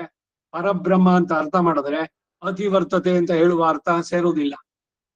ಈಗ ನೋಡಿ, ಈ ಶ್ರೀ ಭಾಷೆ ಇದಕ್ಕೆ ಗೀತಾ ಭಾಷೆಕ್ಕೇನೆ ಬೇರೆ ಬೇರೆ ಇವ್ರು ಓದಿರೋದು ಬೇರೆ ಬೇರೆ ಕಾಮೆಂಟ್ರೀಸ್, ಯಾರ ಹೆಸರು ಅಂತ ಹೇಳಿಲ್ಲ. ಒಬ್ಬೊಬ್ರು ಈ ರೀತಿ ತಪ್ಪು ಅರ್ಥ ಬರೀತಾರೆ. ಯಾಕದು ತಪ್ಪು ಅನ್ನೋದನ್ನ ತೋರಿಸ್ತಾ ಇದ್ದಾರೆ. ಈಗ ಅದು ಪರಬ್ರಹ್ಮ ಅಂತಂದ್ಬಿಟ್ಟು ಹೇಳ್ತಾರೆ. ಶಬ್ದ ಬ್ರಹ್ಮಾದಿ ವರ್ತತೆ ಅಂದ್ರೆ ಬ್ರಹ್ಮನನ್ನ ಪರಬ್ರಹ್ಮನನ್ನು ಅತಿವರ್ತಿಸುತ್ತೆ ಅಂದ್ರೆ ಏನರ್ಥ? ನಾವು ಪಡಿಬೇಕಾದದ್ದೇ ಗುರಿ ಅವನನ್ನು ಮೀರಿ ಇನ್ನೇನಾದ್ರು ಇದೆಯೋ? ಅದರಿಂದ ನೀವು ಅದನ್ನು ಪರಬ್ರಹ್ಮ ಅಂತ ಹೇಳೋಕ್ ಆಗೋದಿಲ್ಲ. ಈ ಪದ ಶಬ್ದ ಬ್ರಹ್ಮ ಅನ್ನೋದು ಪರಬ್ರಹ್ಮನನ್ನ ಪರಮಾತ್ಮನನ್ನ ಹೇಳಲಿಲ್ಲ. ಒಬ್ರು ವ್ಯಾಖ್ಯಾನ ಮಾಡ್ತಾರೆ ಅದು ಪರಮಾತ್ಮನನ್ನ ಅಂತ ಹೇಳ್ತಾರೆ. ಶಬ್ದ ಎಂದರೆ ವೇದದಲ್ಲಿ ಪ್ರತಿಪಾದ್ಯವಾದ ಪರಬ್ರಹ್ಮ ಎಂದು ಹೇಳೋದ್ರಿಂದಲೂ ಏನೊಂದು ಸ್ವಾರಸ್ಯ ಉಂಟಾಗಲ್ಲ. ಶಬ್ದ ಅಂದ್ರೆ ವೇದ ಬ್ರಹ್ಮ, ಸಂಗೀತ ನಾದ ಬ್ರಹ್ಮ, ಈ ಪದಗಳು ಬ್ರಹ್ಮ ಬ್ರಹ್ಮ ಅಂತ ಹೇಳೋದು. ಈ ಸ್ಮಾರ್ತ್ ರಂಗಂತಾರೆ. ಇವಾಗ ಪ್ರಶಾಂತ್ ನಗರಕ್ಕೆ ಹೋದ್ರೆ ವೇದ ಬ್ರಹ್ಮರು, ವೇದ ಬ್ರಹ್ಮ ನಾನೇ. ನಾನು ಇಂಟ್ರೊಡ್ಯೂಸ್ ಹೇಳ್ಬೇಕಾದ್ರೆ ಏನ್ ಬ್ರಹ್ಮ?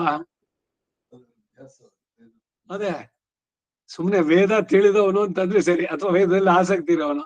ವೇದ ಬ್ರಹ್ಮ ಪದ ಶಬ್ದವೆಂದರೆ ವೇದದಲ್ಲಿ ಪ್ರತಿಪಾದಿತನಾದ ಪರಬ್ರಹ್ಮ ಅಂತ ಹೇಳೋದಲ್ಲ. ಏನೊಂದು ಸ್ವಾರಸ್ಯ ಇಲ್ಲ. ಹಾಗೆ ಯೋಗ ಭ್ರಷ್ಟನ ಯೋಗ ಸಂಸಿದ್ಧಿ ಫಲ ಎಂದು ಯೋಗಾಭ್ಯಾಸವನ್ನ ಇನ್ನು ಪ್ರಾರಂಭಿಸದೇ ಇರುವವನಿಗೆ ಪರಬ್ರಹ್ಮ ಪ್ರಾಪ್ತಿಯು ಫಲ ಎಂದು ಹೇಳಿದ್ರೆ ಅವ್ಯವಸ್ಥೆಗೆ ಕಾರಣವಾಗುತ್ತೆ. ಶಬ್ದ ಬ್ರಹ್ಮ ಶಬ್ದದಿಂದ ವೇದವು ಕೆಲವು ಸಂದರ್ಭದಲ್ಲಿ ಹೇಳಲ್ಪಡೋದ್ರಿಂದ ಶಬ್ದ ಬ್ರಹ್ಮ ಎಂದರೆ ವೇದವು ಎಂದು ಹೇಳಲಾಗೋದಿಲ್ಲ. ಅದಕ್ಕೂ ಅತಿವರ್ತತೆ ಎಂಬ ಭಾವ ಅಸಂಗತ. ವೇದವನ್ನು ಮೀರಿ ಏನಿದೆ? ಅತಿವರ್ತತೆ. ಇಲ್ಲಿ ಶಬ್ದ ಬ್ರಹ್ಮ ಅತಿವರ್ತತೆ ಪದ ಇದೆ ಪ್ರಯೋಗ. ವೇದವನ್ನು ಮೀರಿ ಮುಂದಕ್ಕೆ ಹೋಗೋದೇನೋ ಚಾನ್ಸೇ ಇಲ್ಲ. ಸೊ ಅದರಿಂದ ಅದು ವೇದ ಅಲ್ಲ, ಇದು ಶಬ್ದ ಬ್ರಹ್ಮ ಅಂತ ಹೇಳಿದ್ರೆ ಅನ್ನೋದಕ್ಕೆ ಹೇಳ್ತಾ ಇದ್ದಾರೆ ಎಲ್ಲ. ಅದು ಅತಿವರ್ತತೆ ಎಂಬ ಭಾವ ಅಸಂಗತ. ವೇದ ಪ್ರತಿಪಾದ್ಯವಾದ ಕರ್ಮ ಎಂದಾಗಲಿ ಅದರ ಫಲ ಎಂದಾಗಲಿ ಅರ್ಥ ಹೇಳಲು ಸಾಧ್ಯ ಇಲ್ಲ. ಯೋಗ ಭ್ರಷ್ಟನು ಕರ್ಮಾನುಷ್ಠಾನ ಮಾಡೋದು, ಈ ಜಿಜ್ಞಾಸು ಅದನ್ನ ಮೀರೋದು ಎಂಬ ಅರ್ಥದಿಂದ ಅಸಂಗತ. ಫಲವನ್ನು ಅತಿವರ್ತತೆ ಅಂತ ಹೇಳಿದ್ರೆ ಎಲ್ಲಾ ಮುಮುಕ್ಷುವು ಕರ್ಮ ಫಲವನ್ನು ತ್ಯಾಗ ಮಾಡತಕ್ಕದ್ದಾಗಿರೋದಿರುವ ಜಿಜ್ಞಾಸುವಿನ ವಿಷಯದಲ್ಲಿ ವಿಶೇಷತೆ ಹೇಳಲು ಕಾರಣವೇ ಇಲ್ಲ. ಶಬ್ದಜನ್ಯ ಜ್ಞಾನ ಮಾತ್ರ ಶಬ್ದ ಬ್ರಹ್ಮದಿಂದ ಹೇಳಲ್ಪಟ್ಟಿತು ಅಂದ್ರೆ ಅಂತಹ ಜ್ಞಾನ ಬೇಕೆಂಬುವರಿಗೆ ಅತಿವರ್ತತೆ ಅಂತ ಹೇಳೋದು ವಿರುದ್ಧ ಆಗೋದಿಲ್ವೇ? ಹೀಗೆ ಇತರ ಅರ್ಥಗಳು ಯಾವುದು ಕೂಡೋದಿಲ್ಲ. ಶಬ್ದ ಬ್ರಹ್ಮ ಅಂದರೆ ವ್ಯವಹಾರವನ್ನು ಉಂಟು ಮಾಡುವ ಪ್ರಕೃತಿ ಎಂದು ಅರ್ಥ ಮಾಡಿದ್ರೆ ಅದಕ್ಕೆ ಅತಿವರ್ತತೆ ಅಂತ ಹೇಳೋದು ಸಮಂಜಸವಾಗತ್ತೆ. ಯಾಕೆ ಶಬ್ದ ಬ್ರಹ್ಮಾದಿವರ್ತತೆ ಅನ್ನೋದಕ್ಕೆ ಈ ರೀತಿ ಹೇಳಿದ್ರೆ ಸಮಾಧಾನ ಸರಿಯಾಗತ್ತೆ ಅನ್ನೋಕೆ ರೀಸನ್ಸ್ ಹೇಳ್ತಾ ಇದ್ದಾರೆ. ಇದ್ರ ಬಗ್ಗೆ ಏನೇನು ಬೇರೆ ಬೇರೆ ತಪ್ಪು ಕಾಮೆಂಟ್ರಿಗಳಿದೆ ಅದನ್ನು ಕೂಡ ಹೇಳ್ತಾರೆ.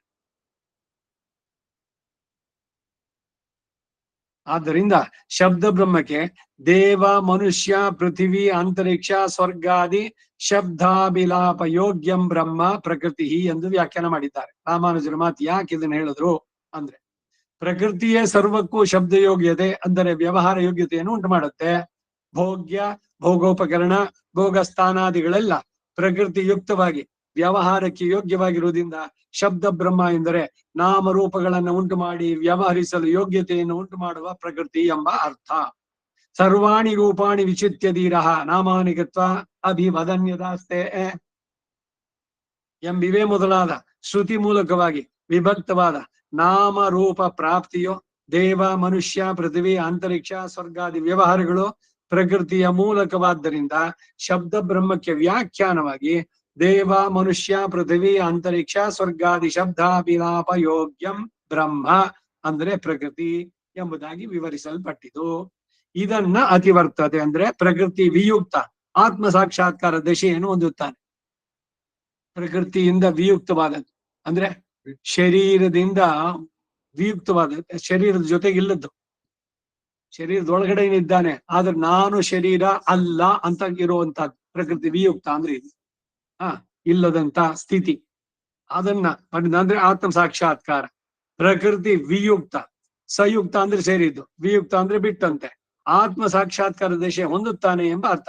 ಇಂತಹ ಯೋಗ ಸದ್ದಿಯನ್ನ ಹೊಂದೋದು ಯೋಗದ ಆರಂಭ ದಶೆಯಲ್ಲಾಗ್ಲಿ ಅಥವಾ ವಿಪಾಕಾವಸ್ಥೆಯು ಸ್ವಲ್ಪ ಪೂರ್ವ ದಶೆಯಲ್ಲಾಗ್ಲಿ ಯೋಗ ಭ್ರಷ್ಟನಾದವನು ಹೊಂದುತ್ತಾನೆ ಎಂಬುದು ಮಾತ್ರವೇ ಅಲ್ಲ, ಇನ್ನು ಯೋಗಾಭ್ಯಾಸವನ್ನು ಆರಂಭಿಸದೆ ಯೋಗದಲ್ಲಿ ಪ್ರವರ್ತಿಸಬೇಕು ಎಂಬ ಜಿಜ್ಞಾಸು ಕೂಡ ಮುಂದಿನ ಜನ್ಮದಲ್ಲಿ ಯೋಗ ಸಂಸಿದ್ಧಿಯನ್ನು ಹೊಂದುತ್ತಾನೆ ಎಂಬುದು ಸರಿಯಾದ ಅರ್ಥವಾಗಿ ತೋರುತ್ತೆ.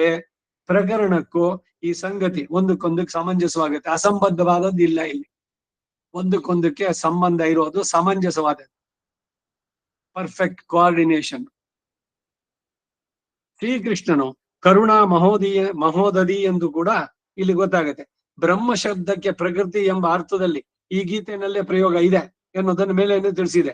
ಅಥವಾ ಬ್ರಾಹ್ಮಣೇಶು ಚ ವಿದ್ವಾಂಸೋ ವಿದ್ವತ್ ಸುಕೃತ ಬುದ್ಧಯ ಕೃತ ಬುದ್ಧಿಷು ಕರ್ತಾರಃ ಕರ್ತೃಷು ಬ್ರಹ್ಮವಾದಿನಃ ಅಂತ ಹೇಳಿರುವ ಹಾಗೆ ಜಿಜ್ಞಾಸು ಅಂದ್ರೆ ಬ್ರಹ್ಮ ಜಿಜ್ಞಾಸು ಎಂದು ಅರ್ಥ ಮಾಡಿ ಆತನು ಎಲ್ಲರಿಗಿಂತಲೂ ಅಧಿಕನು ಎಂದು ಅತಿವರ್ತತೆ ಎಂಬ ಪ್ರಯೋಗ ಎಂದು ಅರ್ಥ ಮಾಡ್ತೇವೆ. ಅಂದ್ರೆ ಅರ್ಥವೇನೋ ಚೆನ್ನಾಗಿ ತೋರುತ್ತೆ, ಆದ್ರೆ ಶಬ್ದ ಬ್ರಹ್ಮ ಎಂಬಲ್ಲಿ ಶಬ್ದ ಬ್ರಹ್ಮವಾದಿಯು ಎಂದು ಅಧ್ಯಯನ ಮಾಡಿಕೊಳ್ಳಬೇಕಾದದ್ದು ಕೂಡ ಅಪ್ರಸ್ತುತ ಪ್ರಕರಣವು, ಪೂರ್ವೋತ್ತರ ಶ್ಲೋಕಗಳಿಗೆ ಸಂಗತಿ ಇಲ್ಲೋದಿರೋಣವು ಇತ್ಯಾದಿ ದೋಷಗಳು ಉಂಟಾಗುತ್ತೆ.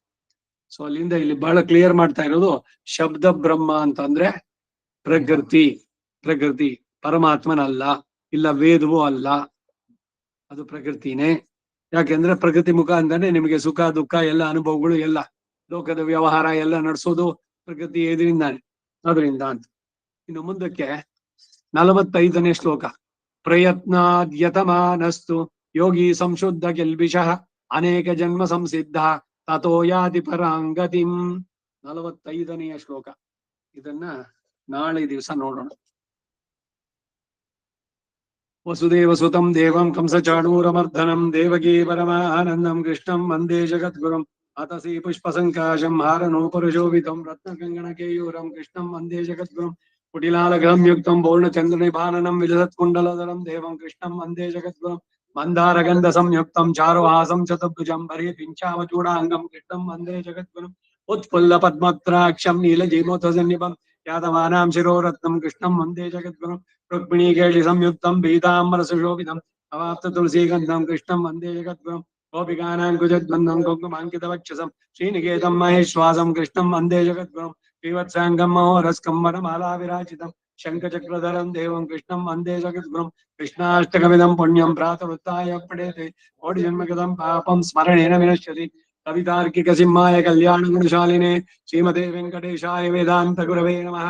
ವಾದಿದ್ವಿಪಶಿರೋಭಂಗ ಪಂಚಾನ ಪರಾಕ್ರಮ ಶ್ರೀಮಾನ್ ವೆಂಕಟನಾಥಾರ್ಯ ಸ್ಥಿರಂ ವಿಜಯತಾಂ ಭವೇತ್. ಶ್ರೀಮತೆ ನಿಗಮಾಂತ ಮಹಾದೇಶಿಕಾಯ ನಮಃ. ಶ್ರೀ ವಿಜಯ ರಾಘವಾಚಾರ್ಯಾಯ ನಮಃ. ಸರ್ವಂ ಶ್ರೀ ವಾಸುದೇವಾರ್ಪಣಮಸ್ತು. ನಮಸ್ಕಾರ ಮಾಮ.